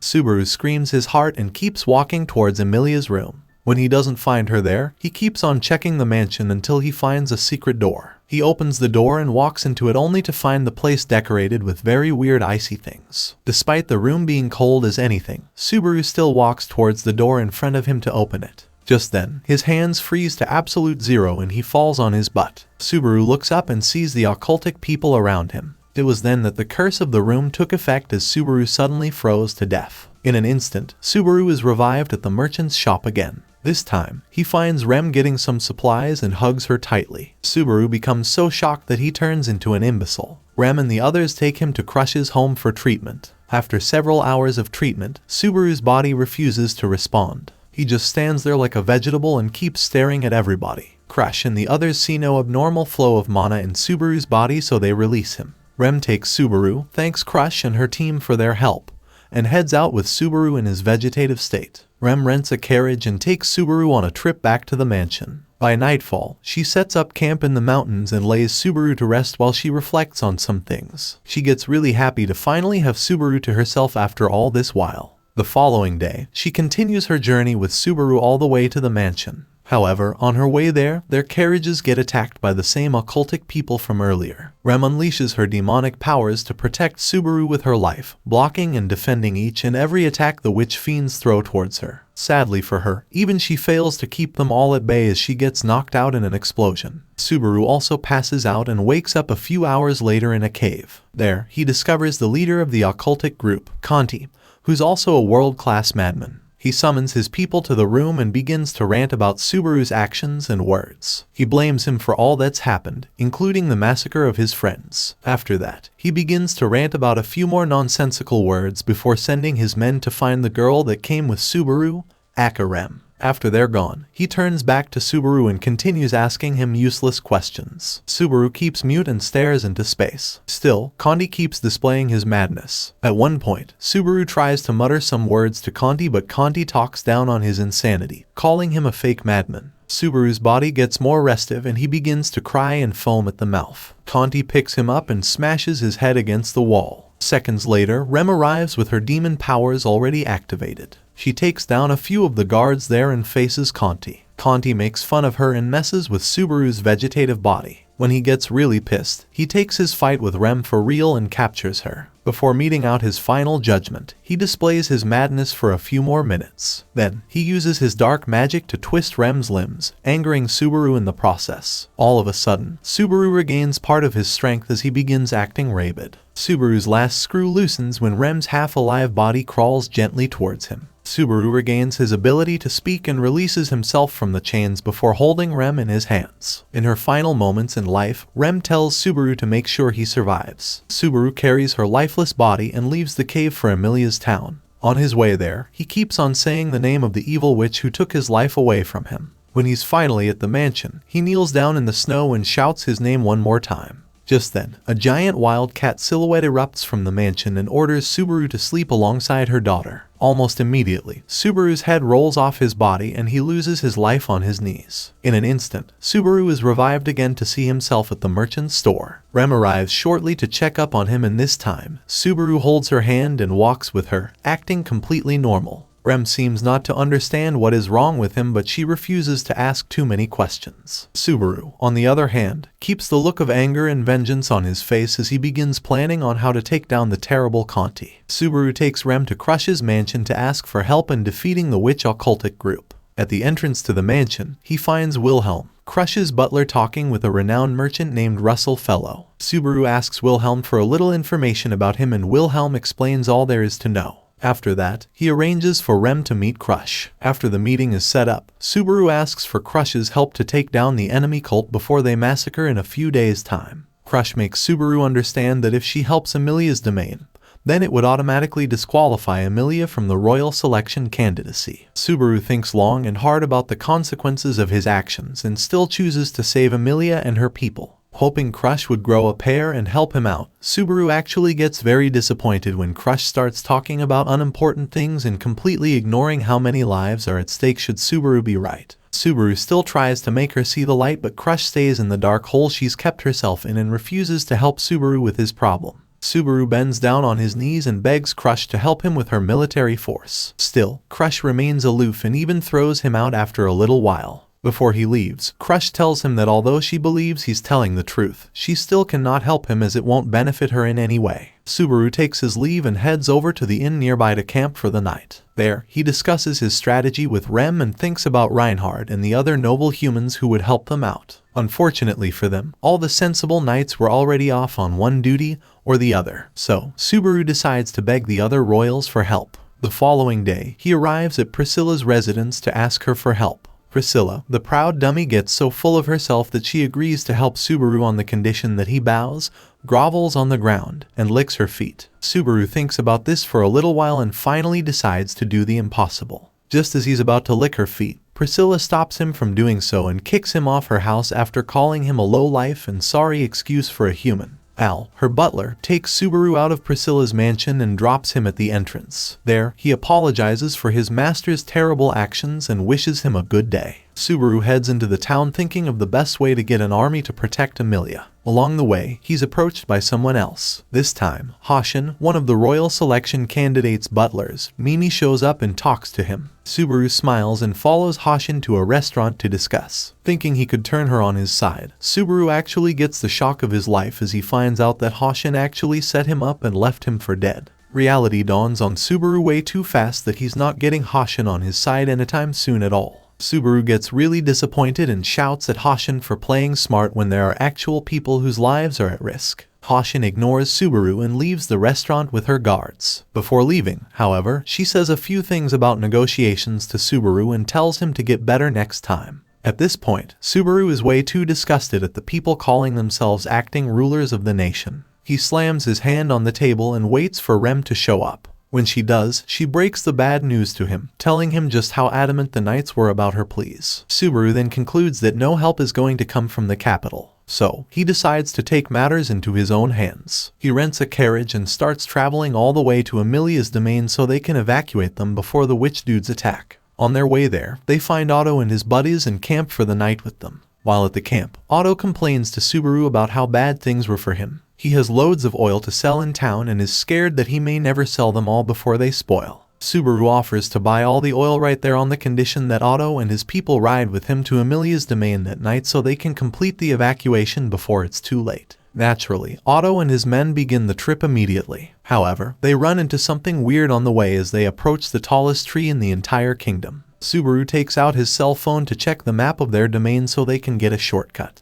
Just then, one of the people traveling alongside them disappears into thin air. Only Subaru notices his absence. He asks Otto for the location of his guy, but Otto immediately loses his memory in the short term. Just then, Subaru finds a large land whale by his side attacking them. Subaru is thrown into the air by the white whale. Thankfully, Rem was there to save him with her windbreak protection. Otto, on the other hand, keeps on riding his carriage like a madman. Anything to keep his carriage away from the deadly white whale. Subaru asks Rem if she could see the white whale pursuing them, but she tells him she can't see the whale as it is too dark. Rem thinks quickly and gets up at the front of the carriage to lighten their weight. The white whale keeps pursuing them everywhere. At one point, when all hope seems to be lost, Rem decides to sacrifice herself just to save Subaru and Otto from certain death. Subaru protests against this and tries to keep her from doing such a dangerous thing to herself. Sadly for him, Rem had already made up her mind. She puts him to sleep and jumps into the dark abyss behind them. Subaru wakes up a few minutes later and finds Rem absent. He asks Otto where Rem was and Otto tells him she had to sacrifice herself just so she could turn the whale away from them. Hearing this, Subaru asks Otto to turn the carriage back so they can go look for Rem. However, Otto isn't about to die a useless death over a bunch of people he doesn't even know. So, he makes sure Subaru doesn't get hold of the carriage so he can ride them to safety. Subaru keeps trying to reason with him, but Otto explains just how powerful the white desert whale is. They're no match for such a beast, so they shouldn't even try to face it. Still, Subaru tells him they can't abandon Rem and they have to get back so she lives. Just then, Otto forgets who Rem is. Subaru initially thinks Otto was kidding, so he punches him. However, when he sees that Otto has truly forgotten who Rem was, he clenches his fist and curls up in pain. Just then, the white whale attacks again, leaving Otto to believe there was still something on his carriage, causing the whale to come back. Subaru realizes the whale is a witch fiend who is coming after himself. On hearing this, Otto pushes Subaru away from the carriage and leaves him to the dangerous white whale. Subaru lies down on the ground completely still and waits for the white whale's attack. Suddenly, the white whale stops moving to attack Subaru. Subaru runs for dear life and crashes on another part of the plain field. Thankfully, the white whale gets tired of pursuing him and leaves him to the fate of the harsh meadows. Subaru collapses and wakes up a few minutes later. He walks a few meters forward and finds a land dragon waiting there for him. He rides this land dragon and manages to get to Amelia's domain by morning. On getting there, he collapses again and wakes up close to Ram. Thinking she was Rem, Subaru hugs her tightly. However, when he finds out it's Ram, he's disappointed yet again. Ram says a few derogatory things about Subaru and warns him never to touch her like that again. Subaru sighs and begins telling Ram Rem's story and how she did. To his surprise, however, Ram couldn't remember her own sister, Rem. Subaru begins to think this was a side effect of being attacked by the whale. He gets up angrily from bed and walks over to what used to be Rem's room. Shockingly, he finds the room completely inhabited. Subaru plunges into even more depression as he begins to question his own reality. He leaves the room and moves on to find Amelia writing some stuff in her room. He enters without saying hi and tries to force Amelia into leaving her mansion for her own safety. Still, Amelia doesn't understand where Subaru is coming from. She keeps pushing Subaru again, asking him to tell her something so she can understand where he's coming from. Sadly for him, he couldn't tell her. It reached a stage where Subaru eventually was forced to say something. He damns the consequences and decides to spill out the truth about his return to death curse even if it ends his own life. Sadly for him, Amelia receives his punishment this time. Just as he's about to speak up, the witch miasma around him fondles Emilia's heart and stops it from beating. Suddenly, Emilia faints and starts bleeding from everywhere. Subaru screams and stays in that position for the entire day. By evening time, Betty comes by and dispels Puck from Emilia's chest crystal. Then, she asks Subaru to tell her his wish and Subaru asks her to kill him. Betty sighs and refuses to end his life. Instead, she opens a portal and throws him into it just so he can face his death somewhere else. Subaru, after entering the portal, lands in a forest and is surrounded by the witch cultists from earlier. Conti shows up with his madness and makes jest of Subaru's misfortune. After spouting his nonsense, he takes out his unseen hands and tries to steal Emilia from his hands. However, Subaru protects Emilia with all his might. Conti gets very pissed and tries to strangle Subaru while he gets to touch Emilia. Subaru screams with all his might for someone to come help him out. Just then, Puck appears and stops Conti from touching her daughter, Emilia. Subaru tries calling Puck by its full name but Puck shuts him up and tells him to focus on the enemy in front of him. By that time, Conti had already clamped around Puck with his unseen hands. Puck grows way bigger and pushes Conti's unseen hands away from itself. Subaru gets really shocked and asks Puck if it was really the one. Puck affirms his suspicions and turns to the madman Conti who is busily blaspheming against Puck. Puck gets tired of Conti's whining and then freezes him to death. Once Conti and his witches are gone, Puck turns to Subaru and tells him he has to die now that he's allowed Emilia to die. Subaru dies in agony as his entire body is frozen at temperatures below freezing point. Minutes before dying, Subaru laughs at himself and closes his eyes to death. His return to death curse is activated yet again and Subaru wakes up to see Rem near him at the town square. This time, Subaru refuses to make a fuss over anything. He just holds Rem in his hands and takes her to a balcony to discuss things with her. There, Subaru asks Rem to elope with him to the west, which is far away from their country. Rem gets very surprised and asks him why he would ask that of her out of the blue. Subaru tells her he's sick and tired of his situation and has gone through hell enough times to figure out that he's not meant to save or help anyone. He would rather just disappear and have nobody miss him than keep trying only for him to die at the end. Rem listens to all that he has to say. When he's done mentioning how useless and irritating he is, she tells him to stay there in the capital. Although Rem would rather elope and lie with Subaru, the love of her life, for all her remaining years on Earth, she still feels that he would lose a part of him if she elopes with him. The part she fell in love with. As such, there's no way she would let that happen to him. Subaru has no choice but to stay and fight the misfortune he's so used to and become the hero that Rem fell in love with. Right after saying all those touching words to him, Rem confesses her love to Subaru. Subaru cries and tells Rem that he's gone through hell long enough for him to know when to give up. However, Rem stands strong and tells him it's okay to feel down at times and that he can always come back up to be the strong man she fell in love with. Concerning her love for him, Subaru breaks it to Rem that he's already in love with Emilia and not her. Rem handles the rejection like a champ and keeps herself calm. Subaru begs her to stay by his side as his right-hand woman and Rem agrees to do so, despite being rejected by him. She tells him that no matter how far he's fallen into darkness, she will always be there to bring him out of the deep hole he's in. Subaru asks her why she would go so far for someone like him. Rem tells him it's because he's her hero. Back when she almost lost herself to the monster residing inside her, Subaru was the person who came by and risked everything to protect her. Subaru opens his eyes wide and realizes that he may be the hero Rem was talking about. He takes one final look at himself and believes in himself again. Rem tells him to let them start from zero again. This time, they can truly be awesome together even if they can't be together. For the first time in the series, Subaru laughs out loud and is happy again.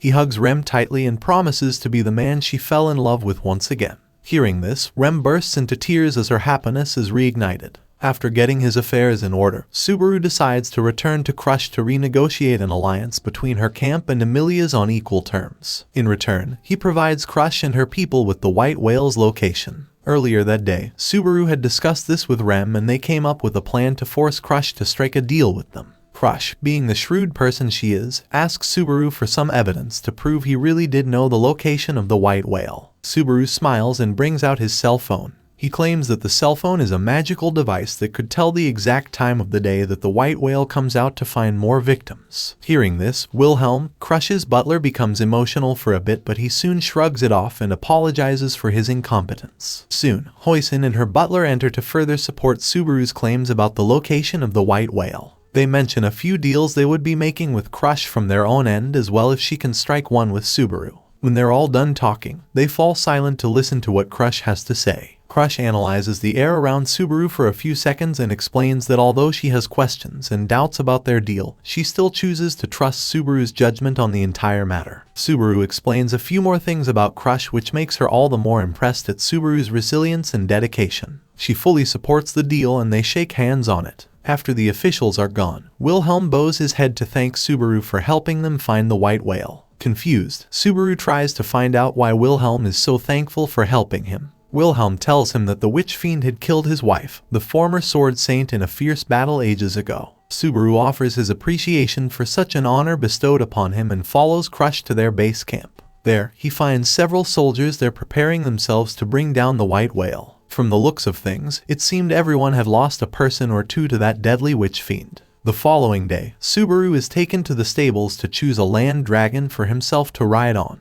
He checks out a few of them and finally finds one that resonates well with him before choosing it. After getting his choice of dragon, Subaru joins the other soldiers in the common room to discuss their next mission. There, he comes across the Iron Fang, a beastman with immense strength and prowess. Everyone hangs around and waits for all to be present before beginning their mission. Crush finds Subaru somewhere and asks him what he would do to help them bring the whale down. Subaru lets them know that although he can't fight, he does have a weird affinity for witch fiends, meaning the white whale is always attracted to him. So, he would distract the white whale and draw it to an open position so her people could take it down while it's vulnerable. As they discuss, Wilhelm's former warriors arrive and introduce themselves to Crush. They thank Subaru for helping them find the terrible whale and take their place to stand and wait for the announcement. When it seems like everyone's present, Crush gets on stage and offers a speech to ignite the warrior spirit in the fighters before they begin their mission. The speech works and everyone's juiced up with enough adrenaline to stand and fight the monster. In the next scene, Subaru and the other warriors hit the road to track the white whale down. On their way there, Subaru gets to discuss a few things with Mimi,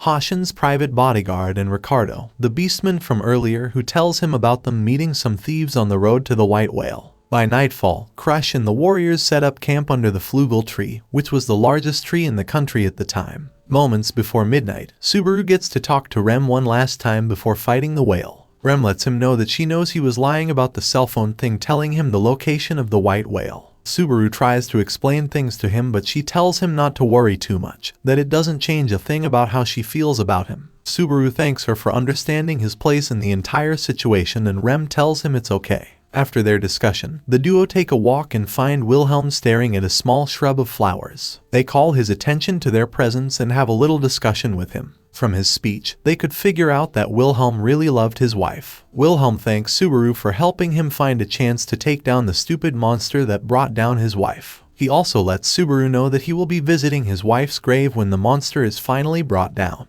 A few hours after midnight at the witching hour, Crush and her warriors lie and wait for the white whale monster to finally come out. They wait for a few minutes and nothing happens. They begin to doubt Subaru's evidence, but just as they're about to lose hope, they find the silhouette of the white whale high in the sky as it glides towards them. When it gets close enough, Subaru and Rem slash its belly and force it back to the sky. Crush smiles at her chance and seizes it. She lets out a battle cry that urges her men to attack the white whale. Long ago, Wilhelm remembers his first meeting with his wife as a teenager. Back then, Teresa Van Astria, the sword saint, was a beautiful young redhead lady who loved watching flowers. That day, Wilhelm remembers watching the flowers with her. As reality drifts back, Wilhelm's conviction to slay the beast called the white whale is much stronger. He comports himself and follows Crush's battle cry to bring down the white whale. After receiving the first few hits from the soldiers, the white whale wiggles its body around and roars out loud, hoping to convince the people to stop attacking it. Subaru and Rem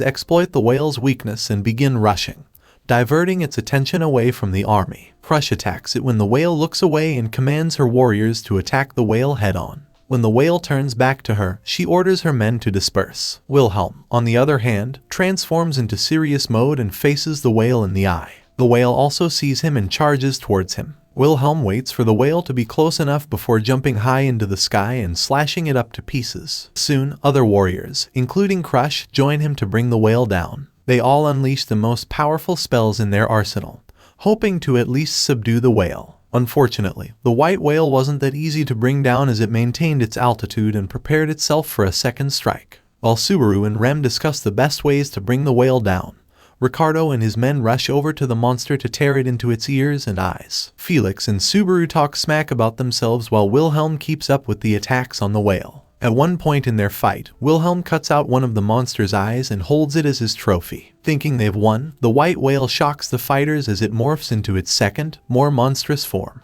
It then releases its infamous elimination fog all around the plains and engulfs the warriors inside it. Wilhelm flashes back to a moment he once had with his wife back when they were younger before coming back to face the monster in front of them. Moments after the fog was formed, several other men admit to losing and forgetting several of their men to the fog whale. It was then that Subaru understood it all. The fog eliminates both the existence and memories of those trapped inside it. Crush splits her warriors into groups so they won't be attacked that easily by the whale. Before she finishes her order, screams from several dead souls emanate from all around them, and this causes those affected to almost lose their consciousness to death. Thankfully, not all are affected by the screams, so the ones that were immune are taken care of. Subaru, after taking care of a few men, decides to sacrifice himself just to buy time for Crush to take care of her injured. Crush tries to stop him, but Subaru gets on his land dragon and rides it with Rem away from their location. The white whale follows them as usual and tries to stop them from getting away. Wilhelm arrives just at the right time and stops the whale from harming Subaru and Rem. He punctures the whale's forehead and then one of the fins. Subaru and the others continue leading the whale away from the battlefield.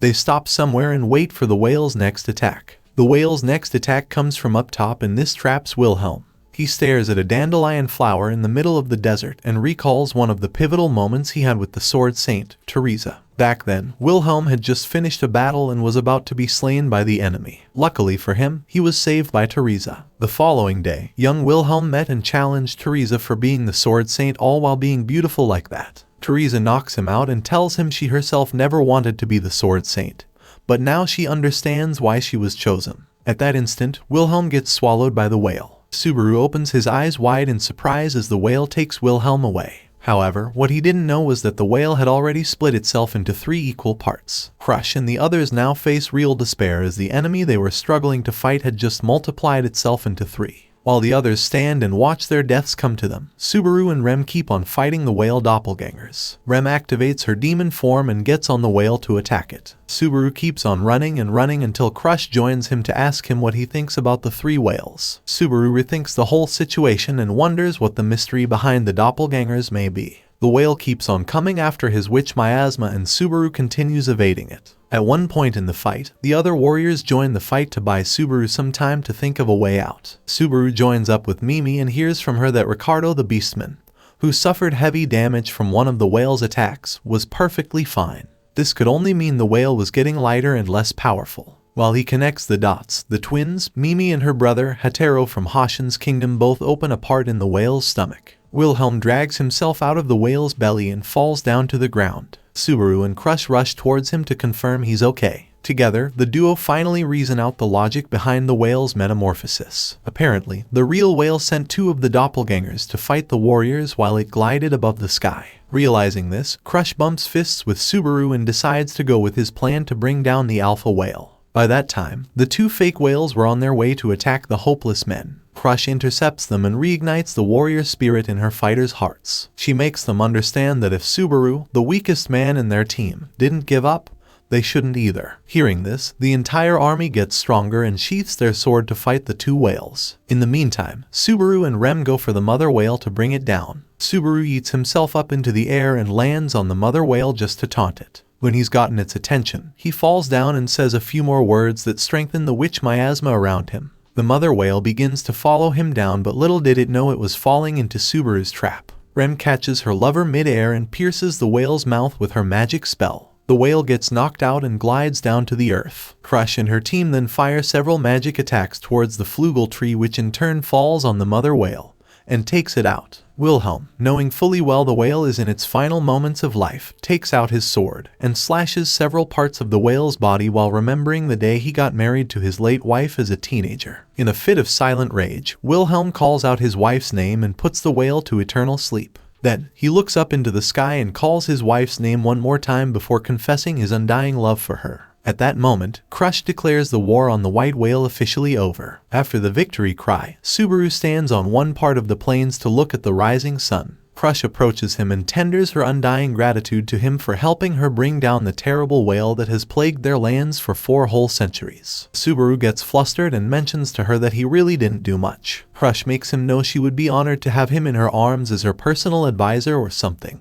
Unfortunately, Subaru's heart is already with someone else, and that's Emilia and Rem. Nonetheless, he wishes Crush a speedy recovery with her men and promises to keep up his end of the deal in their alliance. Crush smiles and shakes hands with Subaru before taking her leave to treat her men and the carcass of the great white whale. Before she leaves, however, Wilhelm shows up and offers his undying loyalty to Subaru. Subaru congratulates Wilhelm for finally fulfilling his wish in life and dismisses him to live his life. Crush then offers Felix and half of her soldiers to Subaru as her thanks for helping her out. Subaru accepts the gift and returns to Rem, who is worried sick about him. He thanks her for staying by his side even when he was at his lowest and promises to stay by her side till eternity. With tears in her eyes, Rem thanks Subaru and hugs him. After his meeting with Rem, Subaru joins Ricardo and Mimi alongside some of his new warriors to discuss with them. Ricardo offers his undying loyalty to Subaru and offers to fight with him when it's time to take on the witch cult. At that point, half of Ricardo's mercenary team shows up, but the only problem Subaru has now is that they're led by Julius, the man who disgraced him back in one of his time leaps. Julius and his group of mercenaries alight their horses after getting close enough to Subaru and his own people. Subaru initially shows off a passive-aggressive vibe, but he soon grows up and keeps his stance. At the end of their conversation, he laughs with Julius and forgets old wounds. Following the necessary introductions, everybody gathers around for a meeting to discuss taking out the witch cult. Subaru sits in the midst of all of them and explains all the little details he's learnt from his past time leaps to the people so they can make calculative decisions before launching their attack. After hearing all he had to say, the people questioned Subaru on some of his theories just to find out how credible it was. Subaru quells their concerns by giving them more proof of his words. On their way to Emilia's domain, Julius and Subaru ride and talk together about their previous banter in the arena. Subaru mentions that he was a little immature to have fought him back then like he was a real knight. Julius tells him it's okay to be like that sometimes. In the end, the two kiss and become frenemies. By nightfall, an exhausted Emilia sits by her bed and keeps worrying about her life and domain. She complains to Puck about the people not believing her warnings about the witch cult and just wishes they would at least listen to her. Somewhere in the witch forest, Subaru trespasses into the witch cult territory and taunts them into appearing to see him. He mutters a few words to the servants and makes his way towards Conti's hideout. There, he finds Conti displaying his madness as usual and approaches him. When Conti notices him, he asks Subaru if he is the archbishop of one of the 7 deadly sins, pride. Conti then takes out the witch's holy book to check for a prophecy talking about Subaru. When he doesn't find it, he begins to question Subaru's real identity. Subaru immediately pretends to be interested in whatever Conti is saying. Unfortunately, Conti could see through his disguise. He takes out his unseen hands and attacks Subaru with murderous intent. Just then, Mimi and her brother, Hitaro, attack Conti and stop him from harming Subaru. Conti stops attacking and displays a little more madness. Subaru gets tired of his whining and orders Wilhelm to do his thing. Almost immediately, Wilhelm cuts Conti in half with his sword and it's over in a second. Subaru apologizes for making Wilhelm cut an enemy in half, but Wilhelm tells him not to worry at all. Almost immediately, Mimi and her brother began rummaging through Conti's body. They find his gospel book there and throw it away. Subaru picks it up and reads the content of the book, asking what it means for someone to carry it. Wilhelm answers him, saying that the book is proof of someone's involvement in the witch's cult. They then discuss a little more about Conti's infamous fingers and all that. They take their leave a few minutes later, but Subaru asks them to make sure Conti is fully dead so they don't make any mistakes. After blowing him up, they stop by and make jokes over a job well done. Subaru stops to think about something that didn't add up. Just then, Conti's unseen hands attack all of them from behind. The surprise attack takes down about 5 members of their army before they find them out. Following that attack, the unseen hands sneak up behind Subaru and drag him deep into the forest. The hands get stuck in a tree and the controller shows up. Subaru takes a good look at his face and finds out this person calls himself Conti's finger. The finger keeps whining about a missing gospel book and blames Subaru for stealing it. He keeps shouting and shouting until a weird bright orb floats towards him and brings him down. The finger gets very restive and complains about the spirit orb coming to attack him. Soon enough, Wilhelm shows up and slices into the finger to end its life. When the others gather, they all wonder how the hell it was possible for another Archbishop of Sloth to be alive. Subaru returns to their base and beats himself up for letting the soldiers die. He almost gives up on his dream to fight Conti. Thankfully, Wilhelm was there to remind him how strong he has to be for the people he's sworn to protect. Subaru gets his inspiration again and urges his people to keep riding to their carriage towards Emilia's location.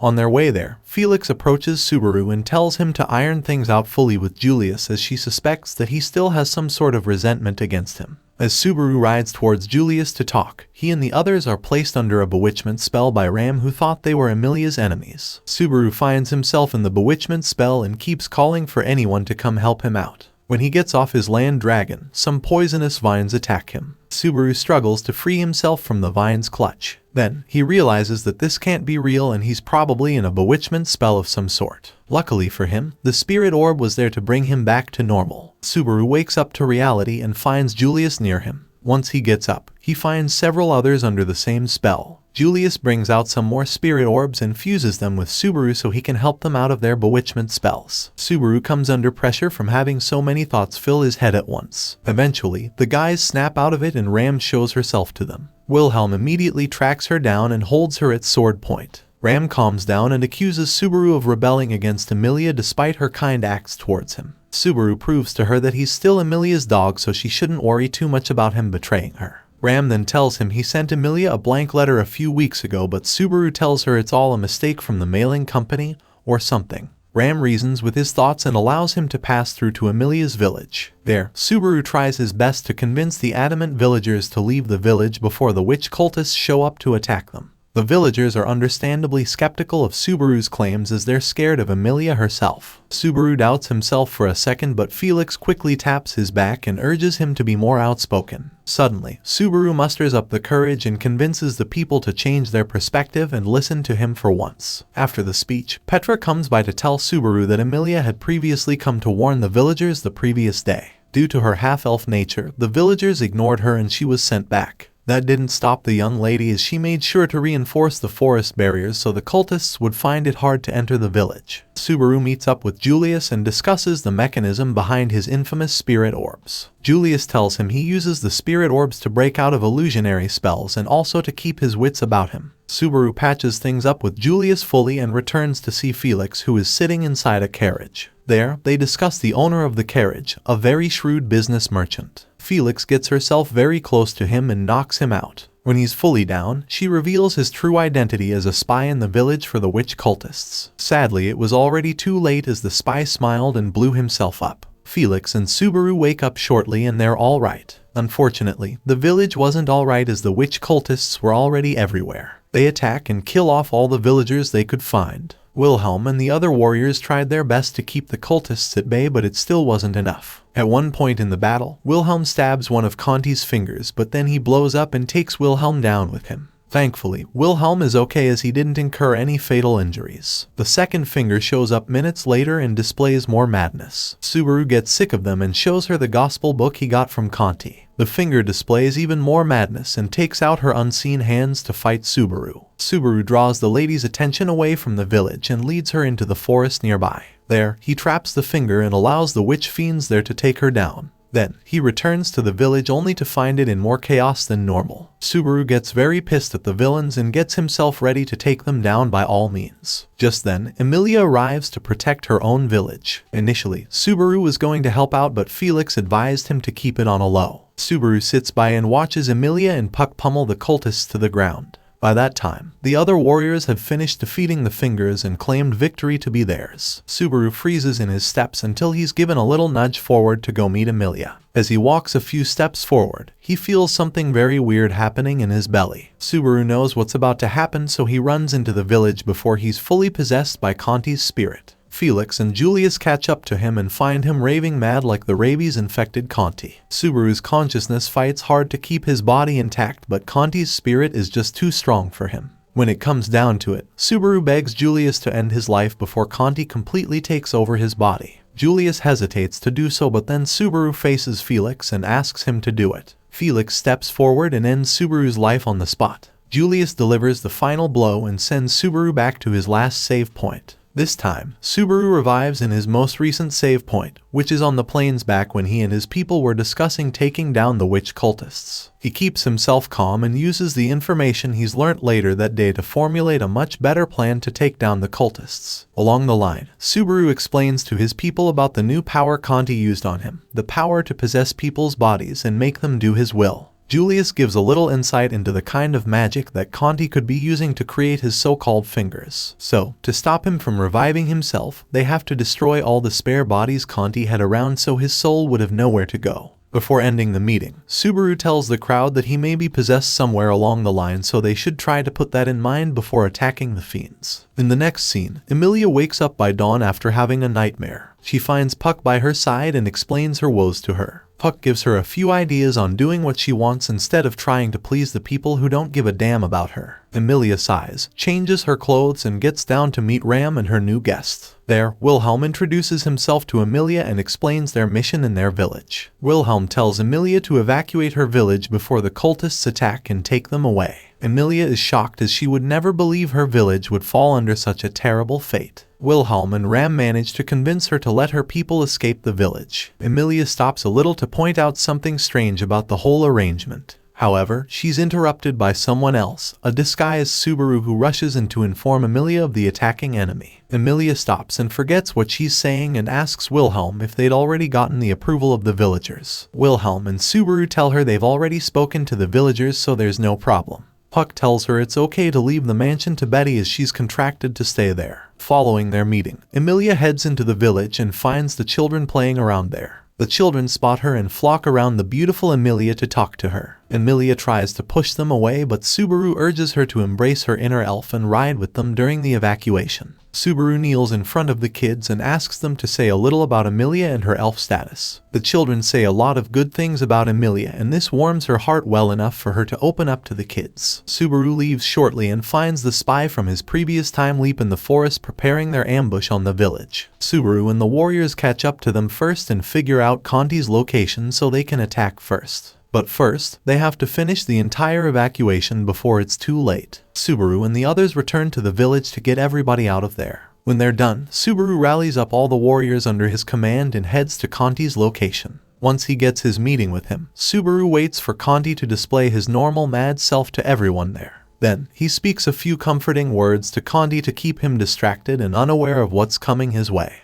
Conti falls for this and even hugs Subaru, calling him the witch's vessel. Subaru, however, changes his countenance once Conti speaks ill of Emilia. Then, he opens a magic mirror and shines it at Conti's eyes. Felix appears on the other side to say hi and spook Subaru. Subaru smiles and reveals his true self to Conti before boarding his land dragon to bail. He leads the witch cultists into the traps he and his people laid all across the land and pummels the cultists when they get there. Mimi and Hentaro join Subaru in the pursuit until they reach the ambush point a few meters into the forest. When they get there, Subaru gets off his mount and finally faces Conti. Julius also shows up to face the terrible Conti. Then, Julius and Subaru both join hands to bring down Conti. Subaru finally places all his trust in Julius and asks him to put an end to the devil known as Conti. Conti displays his final fit of madness, and then Julius uses the Al Christa spell with his holy sword to cut the unseen hands. As Conti wallows in more despair, Subaru cuts the unseen hands and subdues Conti for a short period.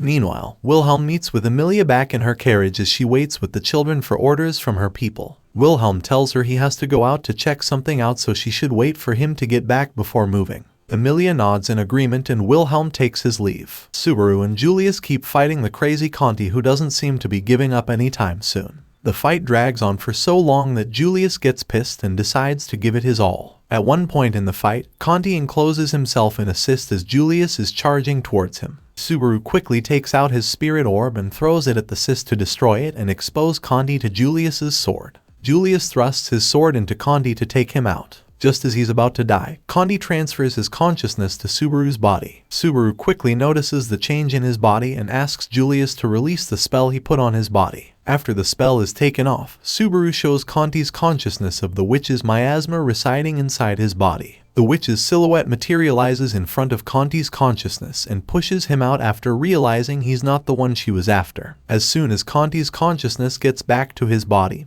Julius finishes him off. Subaru picks up the Gospel of Conti and returns to the village. There, they discuss a few more incriminating things they found on Ketty's carriage. Felix tells Subaru and Otto that the firestones from their store are missing and are suspected to be on Emilia's carriage. This could only mean someone planted them there to be activated when they get to the right place. Hearing this, Subaru borrows Otto and his land dragon so he can get to Emilia's carriage before it's too late. Otto proposes a trade to let their work be easier, and Subaru follows suit. Otto uses his special ability, which gives him the ability to hear animals, to get the shortest route to catch up to Emilia. They both pass through a terrible path that keeps on going and going until Otto notices something weird. He senses something weird following them as the birds and trees begin screaming in silence. Just then, Conti shows up as a monster and pursues Subaru so he can get to know the witch more. At that moment, Emilia gets informed by Puck about the situation on the plains. It turns out Wilhelm and the others were busy fighting the cultists up front. She also warns Emilia to keep herself together and that help will be coming very soon. At one point in their trip, the children get very scared and spill out the beans to Emilia. Apparently, Subaru had told her never to leave Emilia's side so she doesn't get lonely at all. Emilia opens her eyes and realizes that Subaru really did care about her. Subaru, on the other hand, keeps trying to find a way to take down Conti that was still after him. As they leave the forest, Conti nears their carriage and throws his unseen hands at Subaru. Subaru sees through his trick and uses one of his Julius's spirit orb to create a magic spell that burns Conti's face. Then, he throws Conti's holy book at him and punches his face. Conti struggles a little further only to lose his touch on life a few seconds later. At that point, Subaru passes Wilhelm and the others and finds them fighting the other cultists. He says hi and passes them by. A few minutes later, when he's close to Emilia's carriage, Subaru clenches his fist and promises to save Emilia himself. Emilia, however, was busy thinking about why Subaru would do such a thing for her village and her. Just then, her carriage stops and Subaru arrives. He refuses to say a word to Emilia, who keeps watching in sheer shock and just rushes over to tear the firestones away from the carriage. Emilia finally asks him why he helps her so much. Subaru smiles and tells her it's because he loves her dearly. Then, he takes the firestones to a large rock near the flugel tree